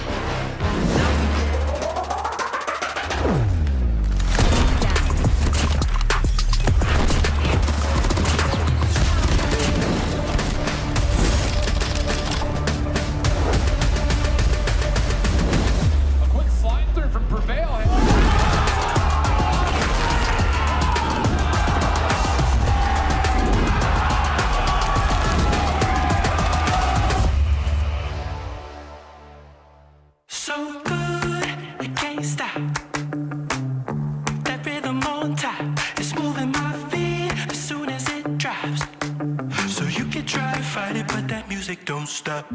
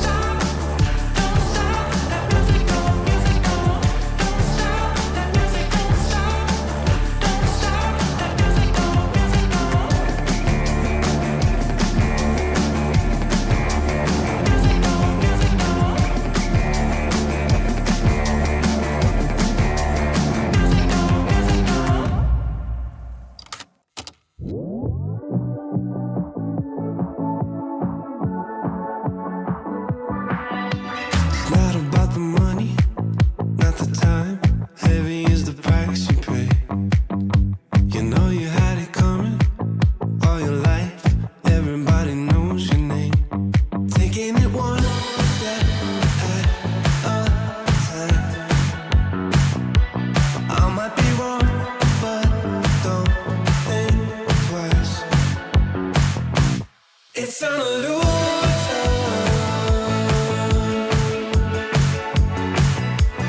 It's an illusion.